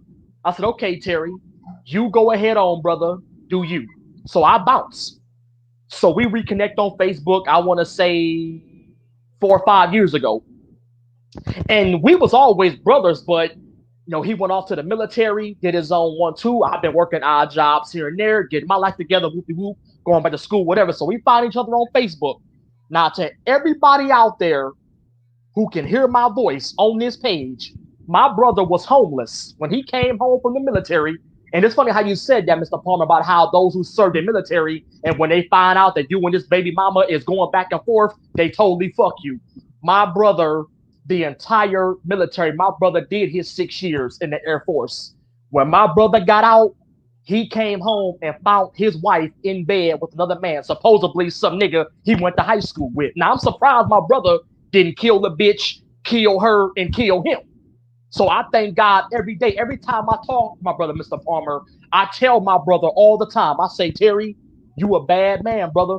I'm like, for you to come home and find some other nigga in your house, fucking your wife, and this nigga supposed to be your friend from high school, I'm glad that my brother didn't throw his life away. So my brother ends up homeless downtown Cleveland. My brother was homeless for a long time. So just 2 summers ago, the same boyfriend that was beating on his ex-wife because he's an alcoholic and a drug addict, obviously, this same guy molested his daughter, my niece. He molested her. So they put him in jail, whatever. So Children's Services called my brother. Now, my brother got a whole new family. My brother has an autistic son that he's taking care of. And my brother told me a couple days ago, he said, Deshaun, I have a whole new life. It's not fair to my son and my current fiance for me to have to stop what I'm doing with them to fix a fuck up that my baby mama calls, my ex-wife calls. She is the one that caused all of this bullshit. Our daughter getting molested, her getting her ass beat by some nigga who's obviously abusing alcohol and drugs. So Children's Services called my brother. They're like, hey, Mr. Terry, we want to know something, Mr. Giller. How is the relationship with you and your daughter? Here's what my brother said. My brother said, hey, when I was out there in the streets homeless, fucked up, starving, didn't have a dime to my name, you motherfuckers didn't care about my relationship with my daughter.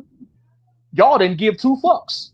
But whenever my baby mama, my ex-wife, ran down there demanding more child support that y'all knew at the time I didn't have because I didn't have a job, y'all still didn't stop billing me. He said, so now I got a good job now. I got most of my child support caught up, and I only got 3 more years of pay before our daughter's 21. He's like, so why do you expect me to come along now after 15, 16 years to clean a fuck up that my ex-wife caused? My brother said, listen, I'm not getting involved in it. My brother literally told that children's service worker, lose my number. You can't make this shit up. And that's what I'm saying. But motherfucker want to sit back and say it's the father's fault. You know what I'm saying? Like I say, I've been talking to this brother on Facebook for like 2 years. He's from Ohio, man. And I remember when that brother, his brother, he wouldn't give up, man. He was fighting and begging and pleading and crying and all that shit. And I was shocked. He told me he finally washed his hands. It took a lot of years. But that's why I say, he come to that point, he was losing his livelihood, man. He's fucked up, man. Hey, I appreciate you coming in, man, because you supposed to be coming on here years ago. Yes, I'm here now. I mean, not that I know how to get. I'm here now. Yeah, because you're a Facebook guy. So yeah. Well, no. Actually, I'm not on Facebook no more. And this is another thing I want to tell people out there is that we don't have freedom of speech on social media. So for all you people that think, you do, you don't, because all I simply said on Facebook was I didn't believe that Joe Biden won the election fairly, and they kicked my ass off. I mean, I got 2 Facebook accounts disabled because of what I believe. So that's why I don't really get on it no more. You know what I'm saying? So I mean, I'm still hang around and throw my 2 cents in. Yes, but sir. I just want to people out there to know what I'm saying, man.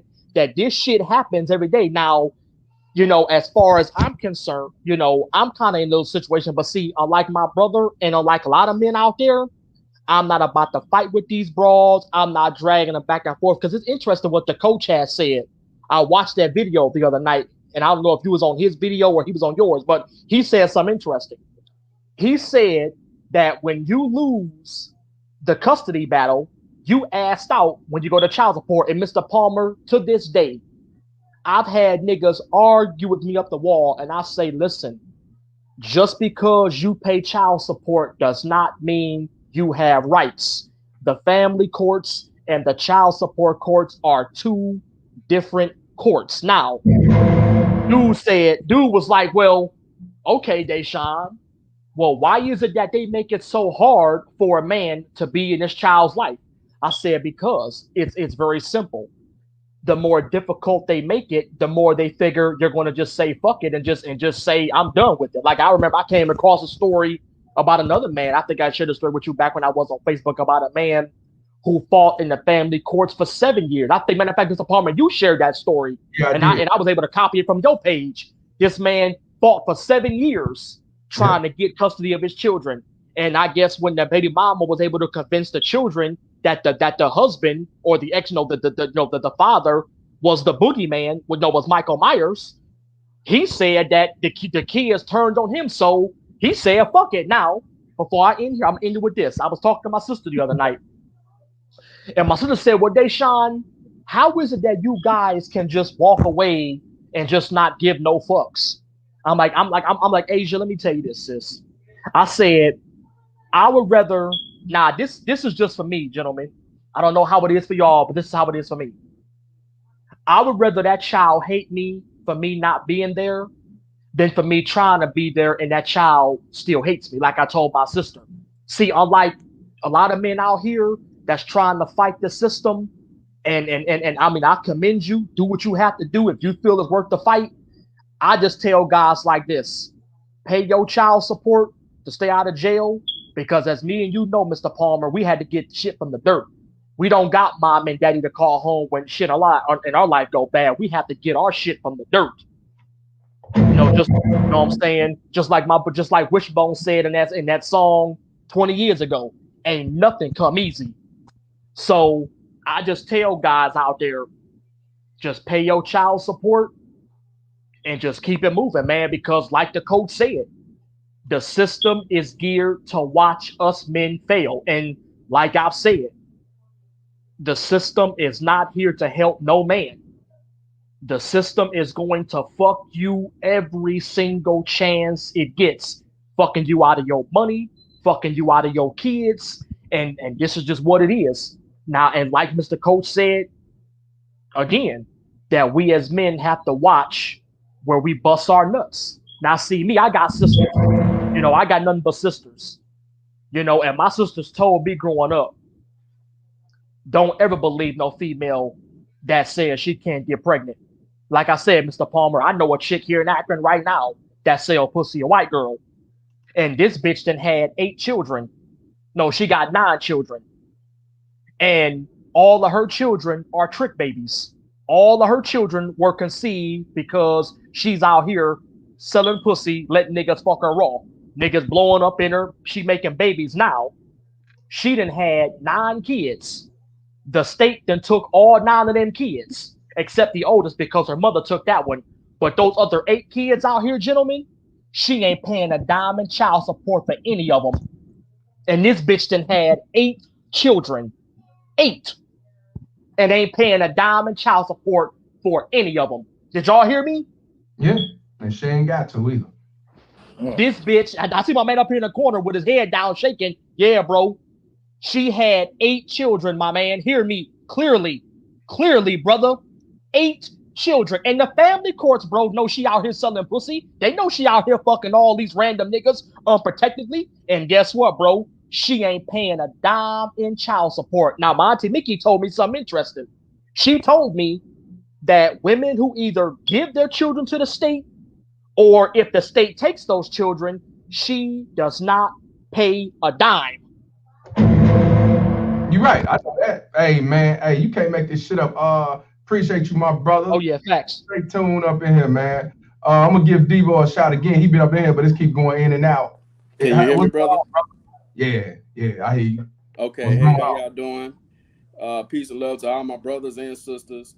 And I just kind of wanted to share just a little bit of my story, because a lot of times women think that when they see channels like this where men are expressing their point of view, they view it as attacking them, which they don't have the full context. But as you listen to more and more of the men tell their version of the story, now you start to get the full painting of the picture. So what happens is, a lot of times women will paint half of the portrait, tell that version of the story, and then people feel sorry for them. But then once you complete the portrait, now women say, you know what, ma'am, I was on your side, but now that I looked at it, you're the messed up one. I'm gonna try not to curse. Right. So yeah, I'm sorry about that, Mr. Palmer. Go ahead. So let me just kind of give a brief background of one of my stories. So I was previously married. I got married really early, which was a huge mistake. I shout out any brother, if you're young, you're trying to get married, trying to do the right thing early, it doesn't always work out that way. I am married again now.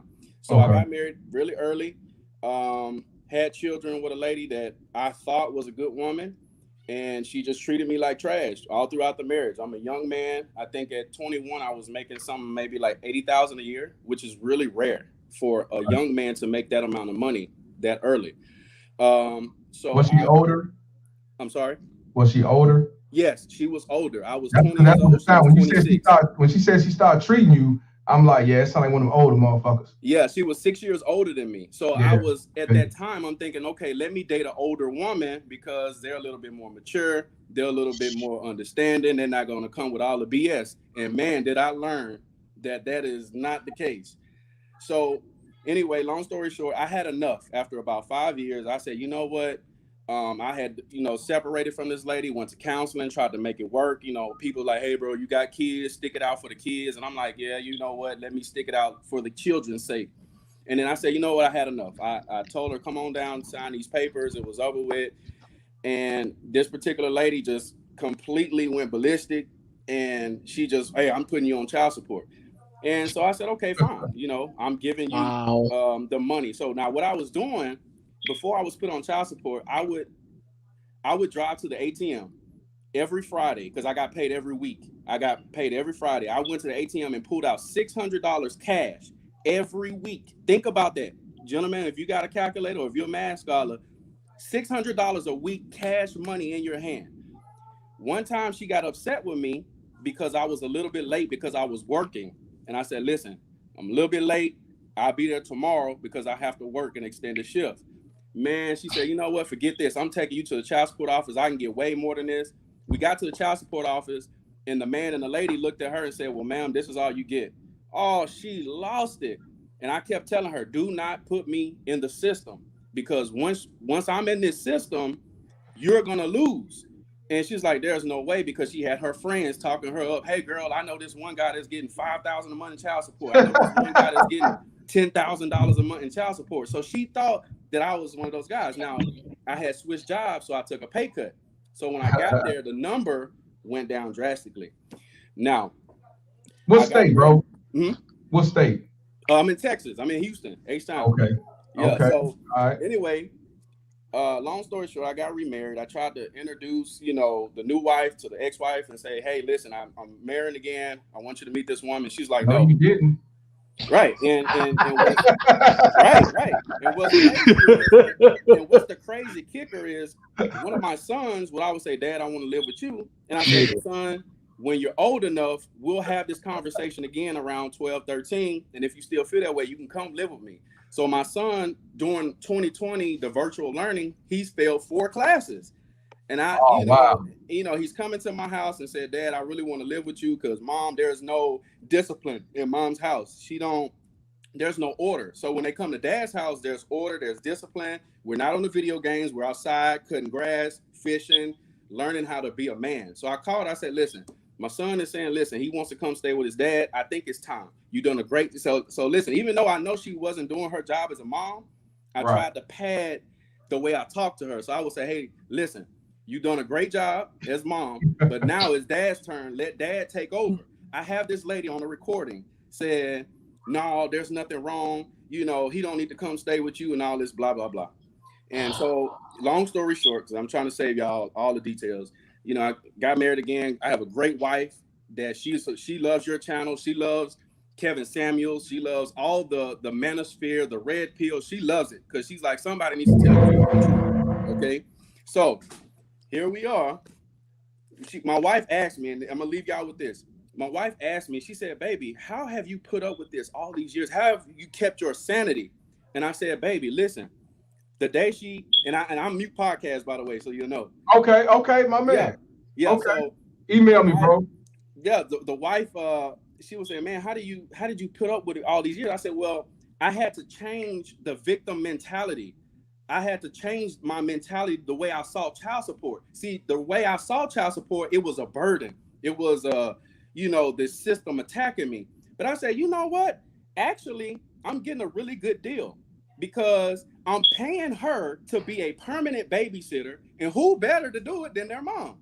So I get on weekends. So see, men need to understand this. Women come to you and say, you know what? I'm gonna put you on child support. I can honestly say, if you took a poll of 100 men, 99% of men would say, I would rather have my children come stay with me. But because the system says they have to stay with you, I just have to rock with the cards that I'm given. So I changed my mentality and I said, you know what? If I have, for example, 3 children, if I took 3 children and put them in a daycare, right? While I go to work, I put them in daycare. You know how expensive daycare is, right? You're looking at about, for 3 kids all day, you're looking at about $2,000 to $3,000, bro. Yeah. You're looking about $2,000 to $3,000. So if a man, the average man is paying between $150 to about maybe $400 to $500 per child. That's the average guy. I'm not talking about athletes and entertainers. I'm talking about the average man, right? Right. So I said, you know what? I'm actually getting a good deal because you're saving me money. You're not obligated to do nothing except pay that child support. Exactly. Facts. Right. Facts. So men need to wake up and say, hey, listen, flip the narrative. Facts. Flip the narrative and use it against the women. Say, wait a minute, I'm getting a good deal here because you have to deal with them all day, every day. I get them on the good days, on the weekends. I get them on the weekends when we having fun, and then they go right back to you. So I'm paying you basically a fraction of the cost just to be a 24/7 babysitter. So change the laws actually, I'm not on the losing end. Change the laws in your mind. But so that's all, brothers. Change your perspective. You're not losing. These women are losing, but unfortunately, it's at the expense of our children. Fact. It's at the expense of our children. That's the bad part about it. That's the only bad part. That's the only bad part. That's all I got, brothers. Appreciate y'all. Hey, appreciate you, Debo, my man. Want to give a shout out to Miss J for the $5 donation. Appreciate you, sister. Also, give a shout out to my boy Gold Shark. $5 donation. He said, "Baby mama tears out of ISIS for men." You ain't never lied, brother. I'm about to use that one. Chief Rock for the $20 donation once again. Even if you are in a committed relationship and your girlfriend is on the pill, wear condoms and consider a vasectomy. If she becomes desperate and is securing a ring, she will get off that pill and not tell you. Facts, brother. That's true. You ain't never lied on that. That's why I say y'all definitely gotta man. I forgot and all that. Man, we got Brandon Sutton up in the building, coming from Seattle. What's going on, fam? What's going on, brother? Man, it's your world, man. What you think about the situation, man? Man, I had a part of that, man, because my little situation. It's like this. When I know you guys had a lot of other conversations, but I'm going off with the video you had, of the little boy that got killed. You know what I'm talking about? Yeah. Well, my son was he got choked by his stepdad at his own house with my baby's mom, or I'm sorry, baby mama terrorist. You know what I mean? And that reaction, I had a lot of emotions, man, and I still do. I ain't gonna lie. You know what I mean? Like I do it all the time, but you just gotta just change that. You just gotta just let it go, man. You know what I'm saying? I just couldn't. It ain't worth me putting myself in a situation for the rest of my life for something he did. Karma's gonna get him. Period. You know what I'm saying? So that's how I look at it, man. Yeah, and that's how you got custody. Because if you would have reacted, you wouldn't have got shit. Oh yeah, and then the next, so it's like to me, like this whole game, it's just like a game, man, and you just gotta know how to play it. You know what I mean? And shit, I got custody. I knew I was gonna lose all the battles because it's like a war. I won the war, but I lost all the battles. If that makes sense, you know what I'm saying? Yeah, make a lot of sense. And how long did it take you to get custody? 13 years. Jesus. Say it again. 13 years, brother. Okay, I just want them to hear it real clear. 13 motherfucking years. Jesus. It took abuse. That's a penitentiary bid. Yeah, it took abuse. Real. Damn. Yeah. But the thing is, though, my baby's mom was doing was the coldest shit to my son, like, and he don't even know it. Like, it's how he was raised. Had him on. Here's the number one thing that I remember. I forgot to tell you, Mr. Palmer, too. She had him on that medication shit. You know, ADHD shit. Yes. And then I went to. I didn't tell you that. I forgot to tell you that. Yes. But they do that. That's an extra check. Check this out, though. The day that she wanted to do it, so I went to the doctor with her. You know what I'm saying? And my son. And I said, no, I declined. Nope. Off top. Nope. I'm not with it. You feel me? And they're like, oh, I don't know. You know what I mean? So the next day, she ended up going behind my back and doing it, giving it to him anyway. So like for a while, like my son would come over. So she had him on like the 80. It was like what was it called? One of those medicines, dog. I can't forget what it's called, bro. But she have him on it. So when he come over, the whole Friday, he come over on the weekend. I get him every other weekend at the time. To come over on Friday, and he'll just be like so docile, just like a, just, you know what I'm saying, stuck, bro. So I'm like, damn. So the next morning, he'll be back to himself when he got out of it. So usually, I wouldn't let him take it. Even when he came over here, I said, fuck that. He ain't taking it. And it still fuck him up. You know what I'm saying? Yeah. So that happened for like a good 6 years, bro. And then so it got to the point where she'd tell my son that it'll make him smarter. That's how dumb this bitch was. It'd make him smarter. You said what? Yes, I swear. Oh, I believe you. I believe you. Yes. Hey, Phantom said, is it Prozac? No, it was a Prozac. What the fuck is it called? Adderall. Adderall. Yeah. Okay. Adderall. Okay. Adderall. Yeah. Adderall. You can't make this shit up, man. Yes, Adderall.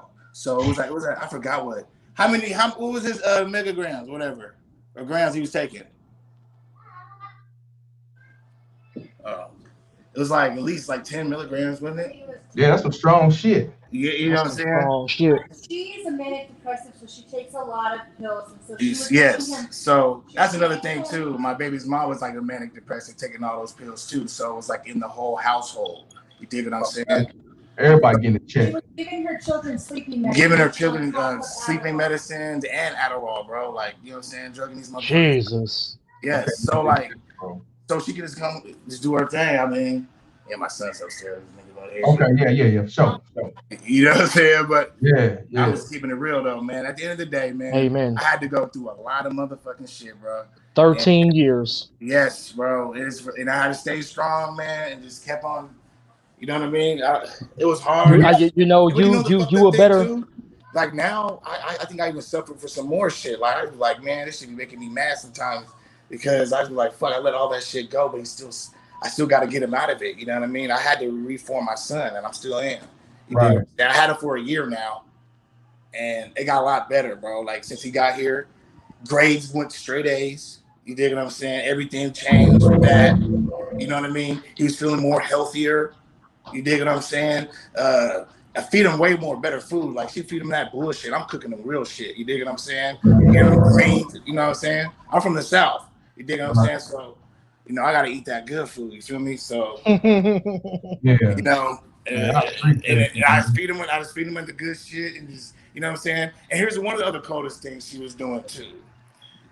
The day I went over there and the whole situation happened with my son, the dude, you know what I'm saying, dude choked him on the bed, whatever.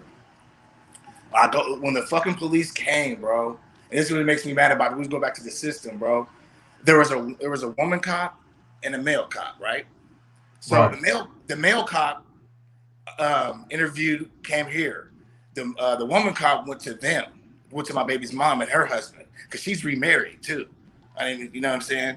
So So they already got their story already. You know what I mean? They already made their story up just to cover their ass. You see what I'm saying? Right. So when they came here, when my son told them the story, they didn't believe him. Only the male cop did, but the woman cop didn't believe him. She was like, "Oh, you know how kids make stuff up and why da da da da." You know what I'm saying? So I was like, "Damn." So when the male cop was like, I was like, "Come on, man." And then my wife's going crazy, my son's all crying and shit. You know what I mean? So I'm like, he was like, "Man, you know what I'm gonna do? I'm just gonna let you at least keep him for at least 10 more minutes. I'm gonna go over there and try to stall him. I swear to guys, I'm gonna try to stall him. I'm gonna go over there. You can, hang out with your son, but when they come here, man, we gotta take him." I was like, "Damn." So they gave him my 10 minutes or whatever. You know what I mean? Then had to put him back in the cop car because I think they pretty much reported him as a runaway. That's what I'm thinking. You dig what I'm saying? So had to put him in a cop car. I had to put my son in the cop car. They wouldn't even let me take him. So I'm like, fuck. So I was like, at this time, I'm like, I'm still mad at the motherfucker. Don't get it twisted though, y'all. I ain't no perfect dude, bro. I got my own issues. You dig what I'm saying? But I was like, fuck. So I'm following you. They're like, "Oh, well, you can't act crazy or do anything like that." I'm like, "Oh, that's okay. I just want to talk to But he was able to choke your son. Yeah. So check this out. Check this out. The badges need to be taken. I pulled up, skirt, right in front of the cop car. I hopped out, and I see him coming, but I see my baby's mom because I'm straight at her first. You dig what I'm saying? I'm like, and then he starts coming like, "Yeah, your son was trying to get a little buck, or he bucked up." And I looked at this nigga, I looked at the cop, like it was like slow motion, dog. You know what I'm saying? And that 2-second decision, it could have changed my life forever, bro. That's all I said was, "Tell this motherfucker to get the fuck out my face." I told the cop that, right? Yeah. Fuck out my face. He was like, So yes, sir. Can you go over there? So he starts walking off with a cold meat mug, like he's hella hard, like he's that guy. You dig what I'm saying? So first of all, this nigga's already out of pocket, put his hands on my son. You know what I'm saying? And then when I get there, he's trying to mock me. Wow. Yeah. So you told the cop was aware that it was a situation where he put his hands on your child. So what would the cop knew that, right? Like yes, the cop, but they didn't believe it because there's Because my son's mom was like, "Yeah, it didn't happen because she was in the room." So she told the cop that she was in the room when it happened, but it never happened. You dig what I mean? They don't have a right to believe nothing or not. They're fucking police officers. They can't make legal decisions. Man, correct. They don't give a fuck. They're not police officers. They're simp enforcers. Right, simp enforcers. Whoever said that, thank you, sir. That shit is that fucking shit is gotta go. Man, like, okay, yeah. He walks off, whatever. Like, hard, and I'm looking at my baby's mom. She's crying now. The first thing I said though, I was like, "I got you." You know, don't get me wrong. I'm against any crime against a child. Don't get me wrong. You heard me? Mm-hmm. But you got off easy, and I just please understand what I'm saying, brother. My brother, who I grew up in a system with, his mother was on drugs. My mother was raped. That's great. My brother's daughter got molested by the new boyfriend. Okay, you right. heard me?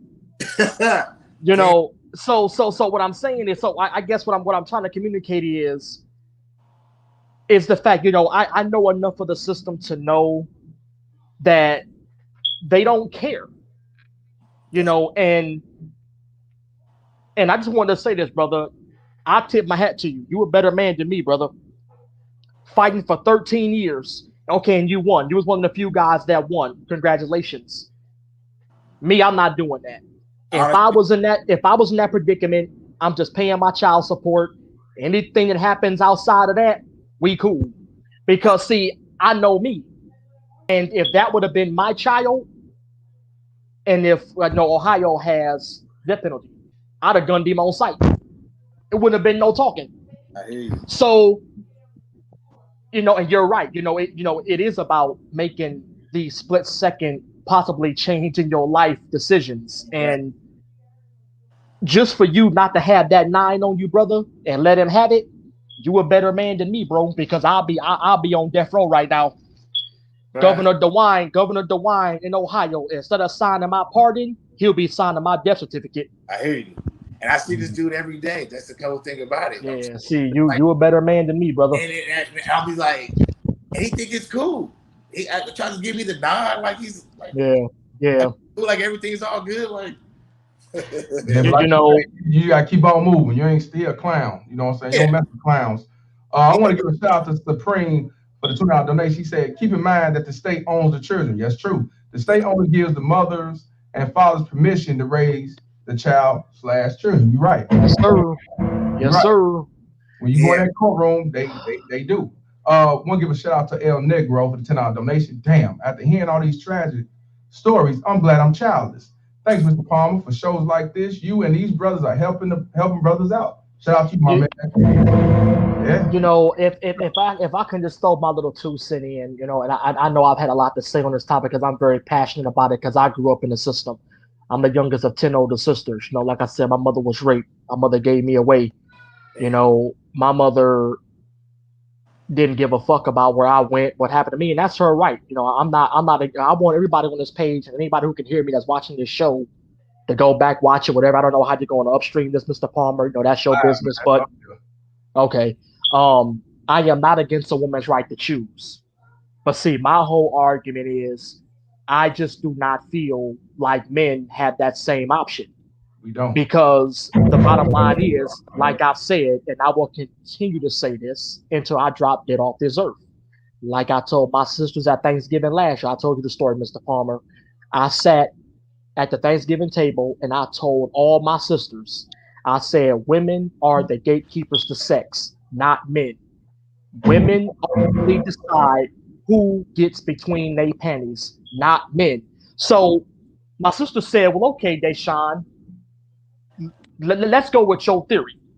So you mean to tell me that you don't think that men should be held accountable? I said, let me tell you something, sis.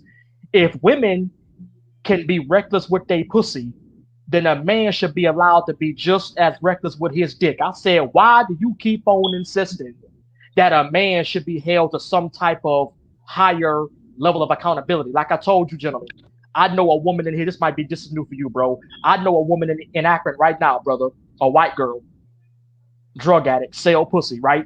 This bitch that had 9 kids, all trick babies. Yeah, I was hearing that. Okay, yeah.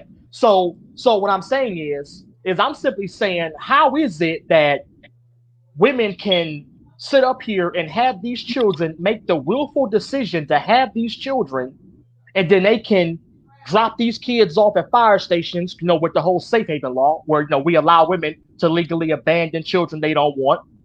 They can drop these kids off at fire stations, police stations, hospitals, and they can just walk the fuck off free and clear. Now, I'm like, well, how is it that, okay, but if the man gets the woman pregnant and the man doesn't want the child and the woman knows that he don't want the child, what options do he have? He has none. So Monty Mickey told me, who I told you who was a secretary for the state here in Ohio, she said, well, nephew, that's the law, and if you don't like it, talk to your governor. Now, I'm like, but auntie, but you've been doing this for over 37 years. I said, auntie, I can't even begin to imagine the amount of child support cases and child custody battle cases you had to sit in on and write these little stupid ass reports up to the judge and all that dumb shit. I said, auntie, you know as well as I know that the majority of these women do not give a damn about these kids. I said, we have over 400,000 children. This is for everybody on this page. Look this up for yourself. Currently, right now, in the United States of America, we have over 400,000 children currently in foster care, right? Back in 2015, you know, our first Black president, Mr. Obama, gave the foster care system $9 billion. Wrote them a check, right? Now I'm up here saying, I'm like, wait. It's a known fact that most of the children who are in the foster care system in America are there because either those mothers abandoned those kids or the mothers gave those kids to the state. Now, I'm not saying that cases don't exist where the state steps in and takes the children because the mother is proven to be unfit. Of course, those exist. But I'm almost willing to bet my last dollar to all the brothers on this page that the majority of these children in the foster care system are there because those mothers either abandoned those kids or gave them kids to the fucking state. Now I'm up here saying, why in the fuck is Obama writing a $9 billion basically support check for the foster care system? I'm like, why the fuck are these bitches not paying for these motherfucking kids that they willfully chose to have? That's bullshit. That's bullshit. I'm like, how is it taxpayers' responsibility to take care of these children that these women willfully chose to have and knew they couldn't take care of them? I can answer that. You know, but when you're a red pill guy that believes the whole the women are accountable, you know, even some of the women on my job, though, they can't stand it because what I say is the truth. And I'm like, you cannot sit here and tell me about this whole being accountable and being responsible, but the majority of these children who are in the system, or most of these children who have lost their lives, or their lives have been destroyed, is because of these mothers, and yet these mothers get off. Like Andrea Yates down in Texas, where the weather brother from. She drowned all 5 of her kids in the motherfucking bathtub, walked on insanity. Susan Atkins drowned both of her kids in the car in the pool, and she walked with insanity. Let me see. Casey Anthony, who was a conspiracy to murder, she walked on insanity. I'm like, so now I came across a story about a guy somewhere down south. I had to look the numbers up again, but this guy killed the baby mama, killed the unborn child, and killed the 3-year-old. Now, I'm asking the question, I'm like, well, damn, like, you know, why did he kill the baby mama, kill the unborn child, and kill the 3-year-old? Now, I know women because I grew up with women pretty much all my life. So here's my 2 theories about that. The unborn child that he killed was either because she was fucking somebody else and the baby wasn't his, so he killed her and the baby and the unborn child, or he didn't want to have no more kids and she knew that he didn't want to have them, and the woman still chose to carry that child. So he said, oh, so you think you're going to get more child support out of me? I got something for you. Now, I'm going to say this. I don't advocate murder. I'm against murder. But ladies, I look at it like this. When you put a man on child support, and if that man does something to you, because I feel like this, we have the right to protect what's ours. That is our constitutional right. Now, I'm not saying murder is right. Don't get me wrong, gentlemen. Hear me very carefully. But when you decide to think that you're going to take a man out of his money and use his children to do it, just don't be surprised when he come with that 9mm and blow your fucking brains out. I mean, I'm not saying it's right because, of course, murder is wrong. But I'm like, you know, I mean, niggas are knowing that we're not going to get justice in the court because, like I told my auntie, I said, auntie, you know that the majority of these children who are born out of wedlock, the fathers never wanted them kids. I'm like, so why should a man have to pay child support for a child that he never wanted? But a bitch can sit up here and give all her motherfucking kids away to the state and don't pay a dime. How? I mean, how does this logically make fucking sense? How? It don't. As long as government there to get that cut and that money, they don't give a fuck. I'm gonna let Face Facts come on in. Then we got I'm gonna let People Pulley, and then Ali, then Dallas D. The Game Lives Matter. Then I'm gonna ride out run for my child support. Face Facts, where you at? What's going on? You can hear me? Yeah, loud and clear, brother. What's going on? Yeah, I'm gonna make it quick. I gotta get back to work, but okay. The biggest problem is not that we're not fighting. A lot of us are fighting the wrong way. Like I'll give you an example. Like I know one gentleman was talking about the issue that he had with the police. Probably a better way to handle that, in case anybody ever has that issue in the future, you ask them for a police report. If the moment the female cop said, well, you know, kids make stuff up. That's when You're breaking up, bro. You're breaking up. Breaking up. Yeah, what about now? Is that better? You're good. You're We good. can hear you now. Way better. Okay. I was saying, like, I know one of the other gentlemen was talking about the issue he had with the police officer. So what I was saying is, the moment that the female cop said to him that, you know, kids make things up, you're ever in a situation like that, you ask them for a police report to document, just to protect, and you tell them to just protect the child. They can't refuse you a police report of an incident report, because anytime they show up to a scene, they're obligated to do an incident report. So basically what happens is, once you have that incident report, it basically makes them liable to what happens to the child in the future, being that they chose to ignore it. And as far as the custody thing, I'll try to get with you, Mr. Palmer. I sent you an email about my situation. As far as the custody thing is concerned, the mistake that a lot of us make is we don't approach it from the best interest of the child. And what happens is they already have these laws on the books. What happens is, basically, if you abide by those things and don't bend, it basically forces them to lie, and then you have a chance to win custody back on the back end. But it's kind of complicated and it's kind of detailed, and when we get a chance, I'll talk and go over it with you in depth, so you can start people know. Okay, my brother. All right, definitely. I'll definitely take my email after this. Definitely informative. Okay. Thank you, my brother. Appreciate you tuning in. We got Peaceful Pulley up in the building. What's good, bro? What's good, Mr. Palmer? How you doing tonight, bro? I'm good, man. How you feeling, man? Yeah, I'm doing good. I just wanted to share a little bit of my story because I'm going through kind of a similar situation right now with my BMT and the back. You in Ohio? Yeah, I'm in Columbus right now. Right. Yeah. Okay. Yeah. Yeah. So with my BMT, basically, we've been going back and forth for like a couple years because in the midst, she's been trying to fight me against getting this divorce. So in the midst of that, she turned into my BMT, and this goes along with the story that we talking over tonight. My son actually had his hands put on my BMT by his abused by my BMT's like side dude or whatever you want to call it, some dude. Yep, whoever she just had in the house.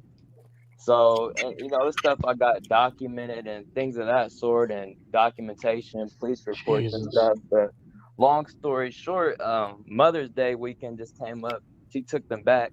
She won't give them back to me now. So it kind of goes back to what the caller was saying, how you got to kind of play that role of being perfect, stand on your 10 toes, making sure that you're doing things right. Because even I understand at this point in time, there's nothing I can do until we get into the courts, you feel me? And then still it's in the court's hands to make a decision on what they want to do.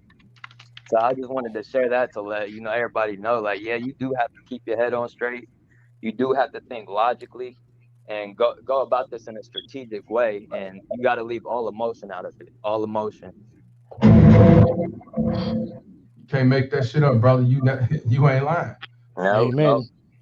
So yeah, I'm gonna let y'all get back to it. I'm at work right now, but I just had to come through and let you know I appreciate the work you're doing, and I appreciate everybody that's listening in, because we need to get this word out here, because each and every day we allow it to go on. It's some child that's in danger, and some child that is going through something that he or she doesn't have to go through if we step up and actually start getting this out here. Exactly, bro. Man, it's a lot of y'all that work there. I thought y'all was like deadbeats. That's what everybody else say, but all y'all got jobs. Right? Yeah, you would think, right? I thought I was only nigga working. Thanks. You can't make this shit up, man. I'm sitting right here at my computer. I'm at work. I work. You know what I mean? Hey, man, I'm laying on the couch. Right. Hey, but peacefully, hey, I appreciate you as always, brother, and keep your head up. And like I said, keep your veins cold, and definitely, be a thinker, not reacting. Yes, sir. Yes, sir. All right, Mr. Palmer, I'll catch up with y'all. Y'all have a good night, man. All right, man. Be safe out there. You too, bro. Be safe, man. Stay honored. We got Miss Dallas D up in the building from Texas. Hey, what's up, everybody? How y'all doing? The BMT executioner. What's up? Amen. Well, I just wanted to say to the gentleman in the gray shirt, what's your name? Upper right corner? Deshaun. Deshaun. Yes, ma'am. I agree. I've always said that when women argue as to why men need to pay child support, it's always because the deadbeat dad, he's supposed to help raise, he's supposed to step up. You're morally obligated to be financially responsible. But how do you hold on to a moral obligation financially, but women are allowed to, while a woman can sit on a table and allow a doctor to crush her baby's skull, quarter the child, put the baby back together during an abortion process. Even when the child's here, you got the safe havens, the fire departments, all that. But one thing that men need to do is they need to challenge Roe v. Wade, but not in the typical way that Roe v. Wade is challenged. Not to take away a woman's right to choose, but Roe v. Wade needs to be made gender neutral, because according to Roe v. Wade, consenting to sex is not consenting to parenthood. So Roe v. Wade needs to be challenged, but not to take away their right, just to make it gender neutral. You know what? To kind of piggyback on that, I can actually say I agree with everything you just said, because the thing that I don't understand about it is they say, well, all the women tell me, yeah, Deshaun, it's a woman's body and it's her right to choose. I'm like, okay, that's fine. But women don't make children on their own. Women do not reproduce asexually. It takes a man's sperm to help, make that child. So I'm like, how can you tell me that the man should not have the same equal say in something that he helped create? Right. I mean, that's it. Amen. Amen. I agree with you. You know, it's crazy. It's like if you took them same women, right, and that they work. Let's say they work and they get direct deposit. They get direct deposit on their job. They'll get it 1 week, 2 week, for a month, 2 months. If they they make the direct deposit in the bank, the account grow, and it's time to withdraw, and the bank say, nah, the money grew with me, it's my shit. Them same females would be pissed off. The same principle applied. I put something in you. It's not yours. Yeah, it grew. We worked together and it grew. I kept you alive for that time frame of the term. And it's just like, principally speaking, nothing really makes sense how they go about everything. And like what I would suggest to people to do in law is really, when it comes to these courts, is study law. The first aspect of law is personam jurisdiction. You have to understand personam jurisdiction. Jurisdiction over the person. Next is territorial jurisdiction. Got to be within the vicinity. And next is adjudication. Can that person sitting up there as a judge, Article 3, magistrate, can they even sit in front of these proceedings? Then you have to know what tacit acquiescence and applied acceptance is. You have to understand law in and out. And once you do that, once you understand personam jurisdiction, bro, everything will change, man. Everything. You know what? I am studying law. As a matter of fact, I am going for political science, history, and law currently right now as we speak. Real talk. And I'm not a PhD scholar in human psychology, but I do know that laws are geared around human action, human interaction. Yes. Good, bad, or indifferent.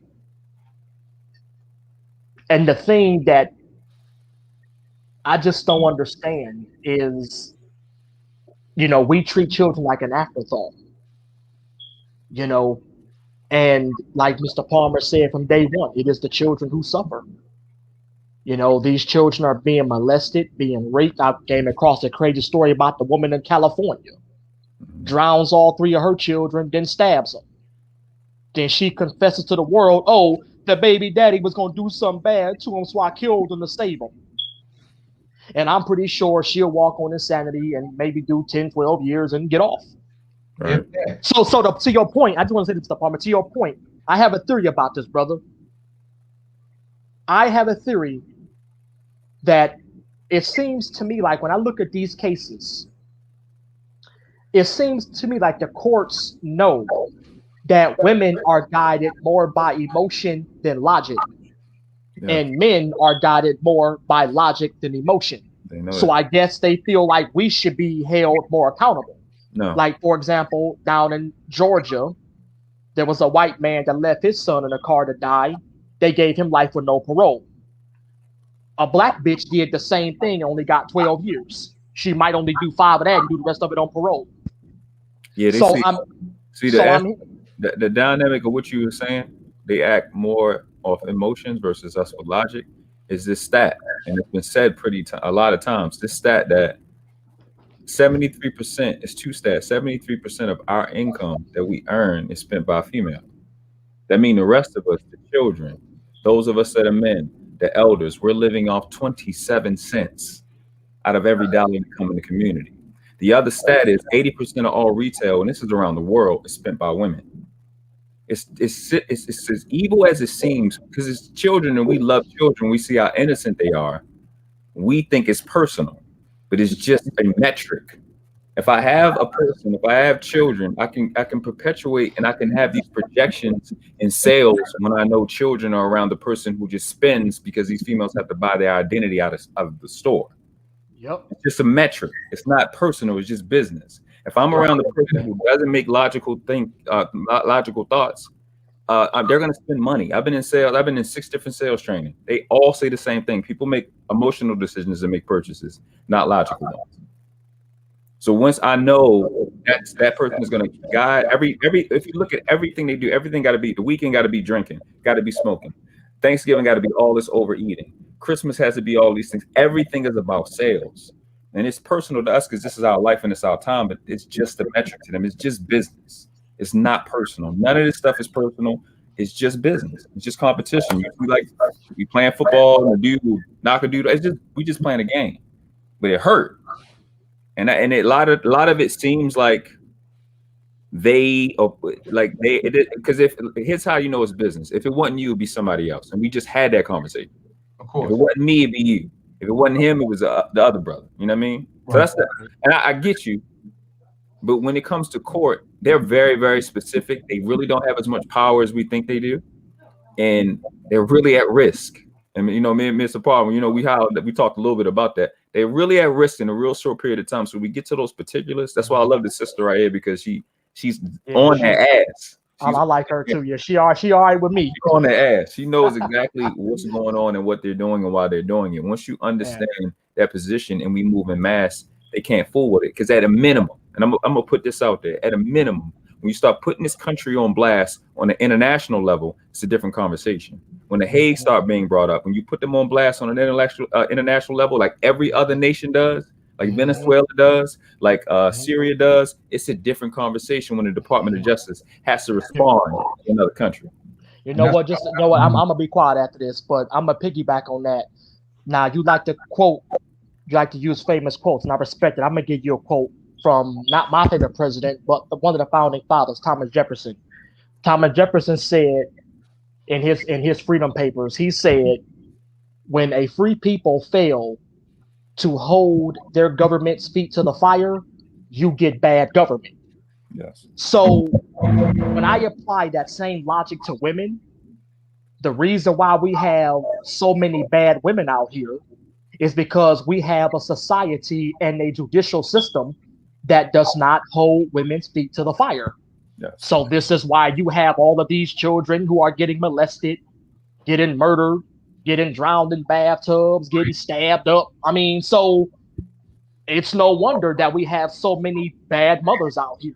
Indeed. Because nobody is holding these women's feet to the fire. So, like you say, it's a business, $51 billion. Yes. Hey, Dallas D, anything else you want to say? You want to add to it? No, just you know what? I feel the men on here who walk away, and somebody made the comment that how could you walk away from a child? But shit, too late. The hell that, and you know what? You can say that, but in the same regard, how can a woman keep a child from the child's father? Yes. So you can look at it both ways. So you can blame men all day long. But just like men have to be accountable, at some point in time, women are going to have to be accountable for their actions. And women have been skating by too long playing the victim. And we are not even close to being the victim. I know women, I've known women from all around the world. I have traveled the globe.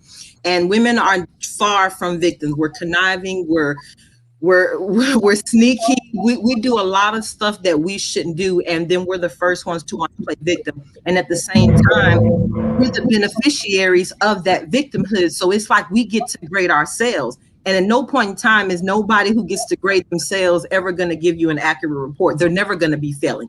Everything they're doing is right. But one point I want to point out, I've always tell people, go look at the DOJ, go look at DHHS data, go look at Census Bureau data. That data is there. And those institutions, the government who's giving out all this assistance, they're the ones giving all these stats on what is happening to our children that are growing up without their fathers. So with them providing the assistance through welfare programs and them also providing data that says 70% of welfare recipients live below the poverty line, it's safe to say that single mamas in the government don't know how to raise a child. It's just safe. Facts. Because they're creating their own statistics. Hey, funny you say Amber Nicole said, I'm telling you, a lot of women play the victim, yo. You are not a victim. We are not the victim. You're right. You're a volunteer. A lot of these women holiday victims, they're not victims, they volunteers. And my wife said that you're not a victim, you're a fucking volunteer. You know what, sister? You made a good point, because I remember when Obama went out on his going away speech, he said something. Now, Mr. Obama, the one with the PhD scholar from Harvard and all this other shit, which I ain't knocking him at credentials, whatever he got. He got his credentials. Obama told the world, he said, y'all please go back and watch the video. Watch it for yourself. Obama says, men, y'all need to man up and start taking care of y'all children. Now, I'm looking at this nigga. I'm like, so all of the hundreds of millions, possibly billions of dollars that men have paid in child support is not taking care of their children. And secondly, I noticed this too. Notice how Obama said men stand up and start taking care of your children, but yet you never heard Obama say, yes, and ladies, stop having children by men you're not married to. Stop having children out of wedlock. Why didn't he ever say that?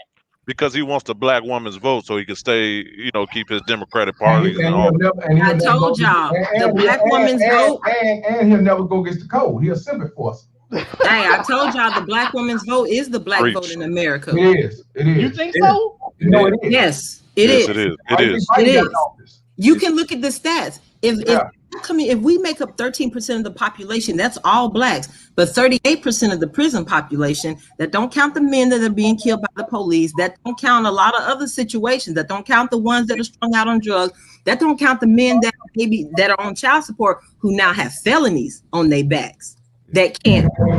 So the black vote in America is the black female vote. That's who got Biden in office. Exactly. We are screwed, yo. Yeah. Woo!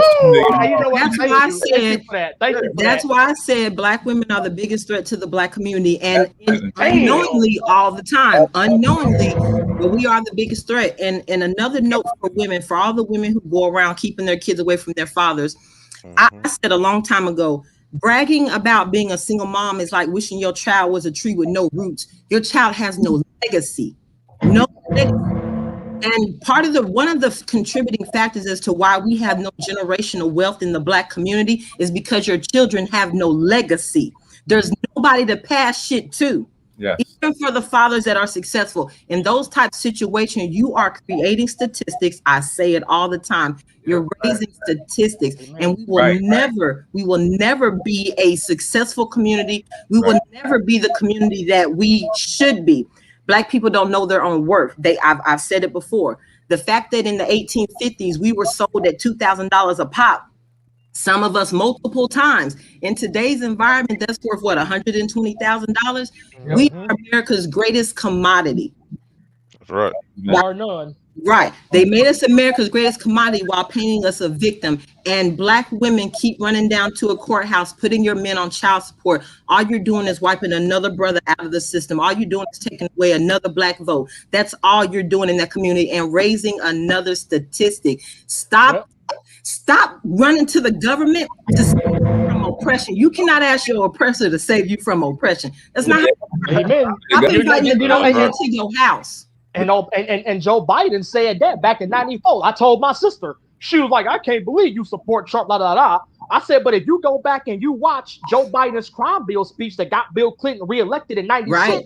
Joe Biden said, well, even though I know that the welfare policies that I support are creating these single parent households that create these children that grow up to become predators on the rest of us, we have to lock them up. I'm like, but Mr. Biden, you know that the welfare policies that you and your political party support are creating these single parent household that creates these predators that go out to commit these crimes. I'm like, so how can you tell? But to your point, sister, Their how data can says you? it. Yeah, they don't Their give a data fuck, man. says it. Yeah, Man, they don't give a fuck. They want that money, bro. They want to stay in $51 office, billion. and that's the way. Yeah, that's the way how they stay in office. I Is see that. playing mind games and tricks I see that. on the black community like that. I see that, and I think it's sad because now I have something I'm going through. I'm recollecting of all these ideas I've had when I was on Facebook, and I used to tell my sister, I'm like, no, to the sister down here, she's right because my sister tells me all the time that us black folks, we are the proudest people in the world. Because we have all of this different diversity, we got all these different tracks in life we come from. We the baddest motherfuckers unless you're a Trump supporter or at least a conservative. Now, once you come out to be a Trump supporter or a conservative, now all of a sudden you ain't a good enough black person no more because you're a conservative, because you actually do believe in holding people's feet to the fire. You do believe in holding people accountable for the bad decisions that they make. Now all of a sudden you're not so much black anymore. And I'm like, but I thought that we was, a people that was proud to be of different ethnic backgrounds and different, different walks in life. And I've had black women tell me on Facebook when I was on Facebook that they could never come out and say that they support Trump or that they are at least a conservative because they'll be shunned by their family, their friends, their co-workers. And I'm like, what? Like I said, we got to stop going along to get along, taking that ride on the train.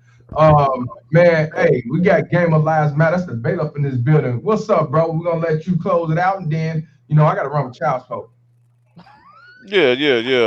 Like D Dallas said in the chat earlier, my wallet, my choice, motherfuckers. If you motherfucking BMTs don't want to act right, then you don't deserve my chips and dip, motherfucker. So I don't have too much to say, man. I appreciate everybody coming on the panel. D Dallas, the baby mama executioner, said it best. You know what I'm saying? I Always speak appreciate knowledge. the nickname, y'all. No, that is your damn nickname. I made sure you got it, motherfuckers. So that is your goddamn name. I'm with that. You are coming on here slaughtering these motherfucking hoes that be on here talking shit, and they deserve it. You know what I'm saying? So, yeah. So we're gonna close this shit out, man. And everybody hit the goddamn like button. And dude in the top right hand corner, anybody say you ever look like Kevin Gates? Yeah, I get told that all the time, bro. You look I just get like told that that motherfucker, all man. the time, bro. Yeah, man. I like Gates though. Long as you don't sip and force like his ass, you good, bro. Okay. I like Gates' music, yeah, but I disagree with him taking on other niggas' responsibilities with kids and all that. But Gates a grown man. If that's what he chooses to do, that's his business, man. But whatever. But y'all get told it all the time, though. Yeah. But other than that, we'll close this shit out. And Noble, you the coolest nigga on YouTube and the internet. So other than that, that's all I got, man. I want to give a shout out to Ghost Shark for $20 donation. He said it's Gas Hawk. See, I told you I'm a dumb nigga off Cottage Grove, man. Y'all got the GO and I'm supposed to say gas. So it's Gas Hawk. The state of Big Mama Terrence sees children as income babies and see men as sources of money. Both of them benefit when they keep fathers away from their children. You never lied. And I gotta give a shout out to Amber the coach. She said child support is for broke bitches. That's right. My cousin Tatiana said that. My cousin Ty got on Facebook and said years back. She said that. Hold on. You said Tatiana or Tatiana? Yeah. My cousin, her name is Tatiana. Oh, okay, my bad. No, you said right. it so fast, I didn't know. Yeah, she got on Facebook years ago and said that shit. She said that child support is nothing but a broke bitch hustle. That's exactly what she said. And I repasted that shit and copied it. Of course, I got put in Facebook jail for that post too, even though it wasn't my shit. But Facebook jail. Fuck Facebook jail. Man, I appreciate y'all coming in today. Like I say, man, rest in peace to Amari Nicholson, and I hope the baby mama Tess get charged with neglect or something because so far she getting away with this shit. You know what I'm saying? Oh yeah, one more thing, Judge Palmer. How many years did that Simp enforcer get? No, this just happened. It just happened? Last week. This ain't old, bro. This just happened. Oh. Yeah, man. Nah, this just happened. I post some old shit, but I also post some up to date shit, man. People I get so much shit, I can't even talk about it every day because that's how much shit I get with these baby terrorists. Well, I know he ain't sentenced yet, but he guilty over here, motherfucker. I hope you serve 80 we ain't years. gotta say it. He guilty, and she guilty too. Yeah. Shut the goddamn jail cell on them hoes. Yeah, we're gonna do that shit, man. Motherfucker, tell the motherfucker keep one more time. Did they charge her at all? Did they charge her at all? It was 3 days ago. My man said. You said what, bro? Did they charge her at all? Nah, man. Of course, she playing victim.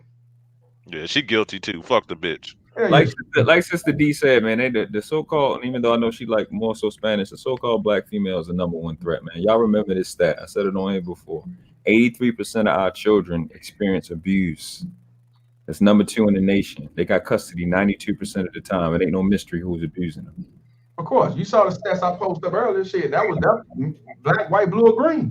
So I mean, this shit is real all across the board. All across the board. This ain't just no just blacks. It's baby mama check. Oh, no. It's business. It ain't personal. It is business. A $51 billion business. Yeah, that's the problem. But who suffer? Kids. Yeah, that's right. Indeed. Peace and love. Thank you for what you do. Man, appreciate y'all, man. Shout out to Blake. He said, I wish I could get on the live with you. I'm at work. Everybody at work today. What the fuck? Because everybody paying that child support. God damn it, we gotta work. I was the one that quit DCFS as a social worker at Cleveland, Ohio. Jane Edna, his aunt Nikki, a supervisor. If so, she was my assistant. Oh, whoa, hold on. Hey, bro, what's your auntie name? Because it looked like you used to work for your auntie. What happened? Hold on. I'm talking to you. My auntie. Yeah, my auntie Mickey. Well, her real name is Samikria Griffin, but we all call her Mickey for short. Well, this brother right here said he used to work for DCFS, and he said that was his assistant trainer. He quit though. I mean, like I said, my auntie Mickey, she been there for damn near 37 years. She could be. I mean, hold on. Was your auntie Nikki supporting the bullshit? I mean, you know what? She worked for it. What that tell you? Yeah, my auntie Mickey has worked for Children's Services as a secretary for over 37 years in Cuyahoga County here in Ohio, Cleveland, Ohio, and I guess so, man, because my auntie Mickey done kept her job for 37 years, and she is pro-choice. Keep it real. Come on, just get it out. Tell your truth. I mean, of course. I mean, don't get me wrong. I mean, I love my auntie. Don't get me wrong, but the questions that I've asked her, like when I called her up, like I said, I don't know if you was in here on this post, my lady down here on the right-hand corner. But I told all the gentlemen here. That's D. Dallas right there. That's D. Dallas. Okay, D. Dallas, right. So the executioner. Right. So I was telling, I maybe you heard it or not, but I know a woman here in Akron that has had 8 children, a white girl, and she's a hooker. She sell pussy. She on the corner, and the family court notice she out here selling pussy. She done had 8 children. The mother took the oldest child, and the other 7 went to the state, or the other 7 or 8. I heard she's pregnant again now. And so the state either took her children or gave them away to the state, and yet she ain't paying a dime in child support for any of them. So I called Monty Mickey, and I asked her one day, this was last summer, and Monty Mickey told me that children who are either taken by the state or if the mother gives the child away to the state, doesn't pay any child support for them. Makes no sense. So why does that not work if a father wants to sign away his parental rights? I actually know somebody that volunteered. They was like, fuck that child support. I'll sign over my parental rights. Do you know the judge asked the baby mama terrorist if she was okay with that? I'm like, hold on. How you ask the beneficiary?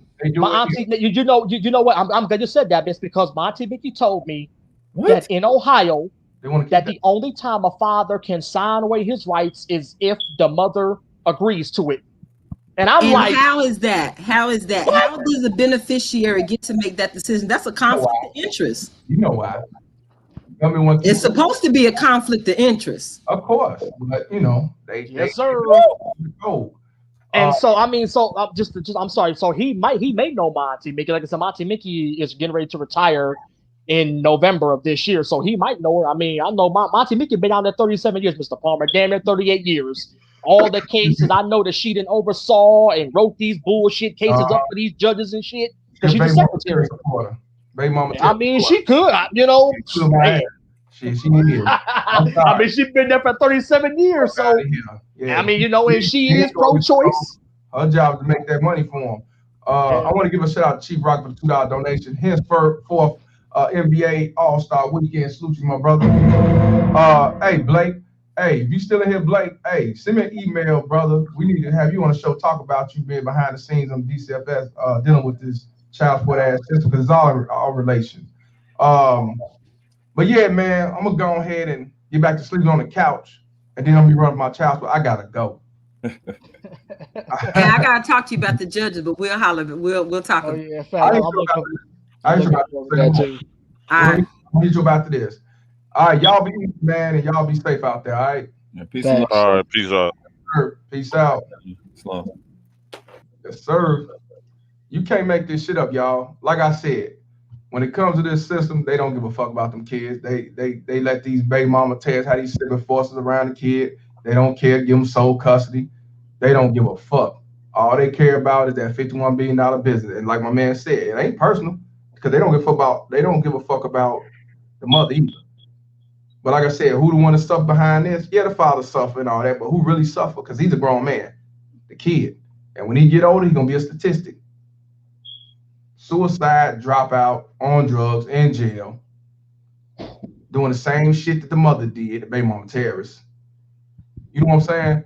You can't make this shit up, but that's okay because we're gonna keep calling out this shit, putting this shit out here, building a community so we can express and put the word out so others don't go down that same lane. Amen. I'm calling out all this shit. So I appreciate y'all tuning in once again. I gotta give a shout out to Amber Nicole. I never seen her before, so hopefully she subscribed. And appreciate you tuning in and supporting what we talking about. And I'm not gonna hold y'all no longer, but that bitch ain't going to jail. And if she do, it'll be a shock to me. Well, I'm Mr. Palmer, and this conversation is over. Fuck child support and that baby mama terrorist and that civil forcer that got that little boy Amari Nicholson killed. Court is now adjourned. Peace. Baby mama terrorists. BMT. Is my baby mama almost child support? Can't see my kids. My bad. Gotta give a shout out to Chief Rocker for $5 donation. Mr. Palmer, edit the video. Too much PII, personally identifiable information, has been dropped. Just looking out for you and those that have jobs. Yes, sir. Appreciate you, my brother. Shout out to you. Now I gotta finish running for child support. Y'all be easy. Peace. Baby mama terrorists.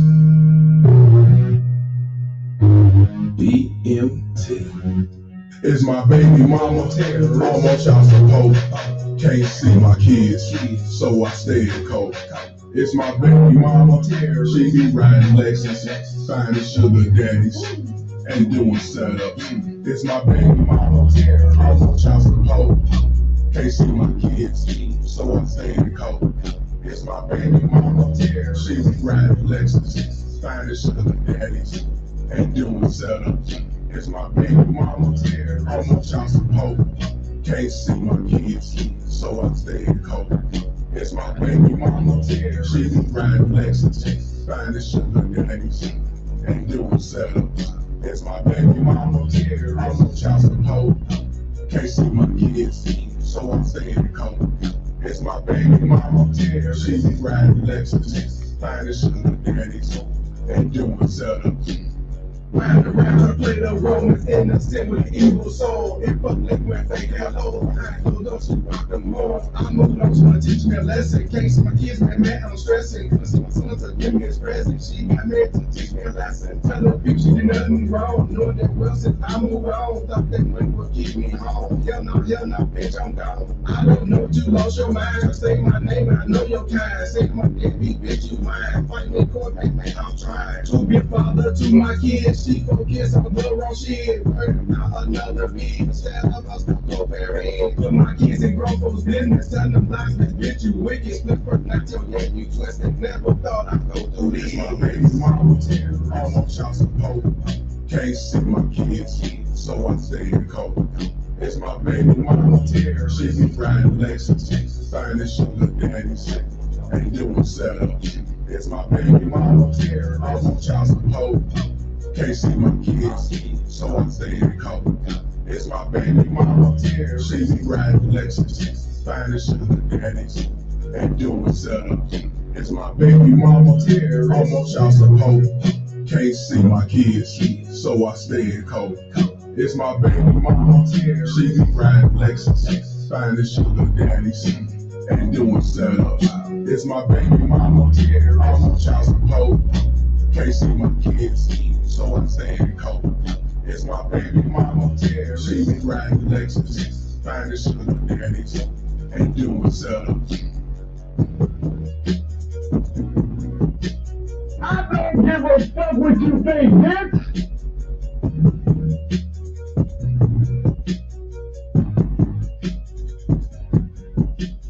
I don't give a fuck what you think, bitch.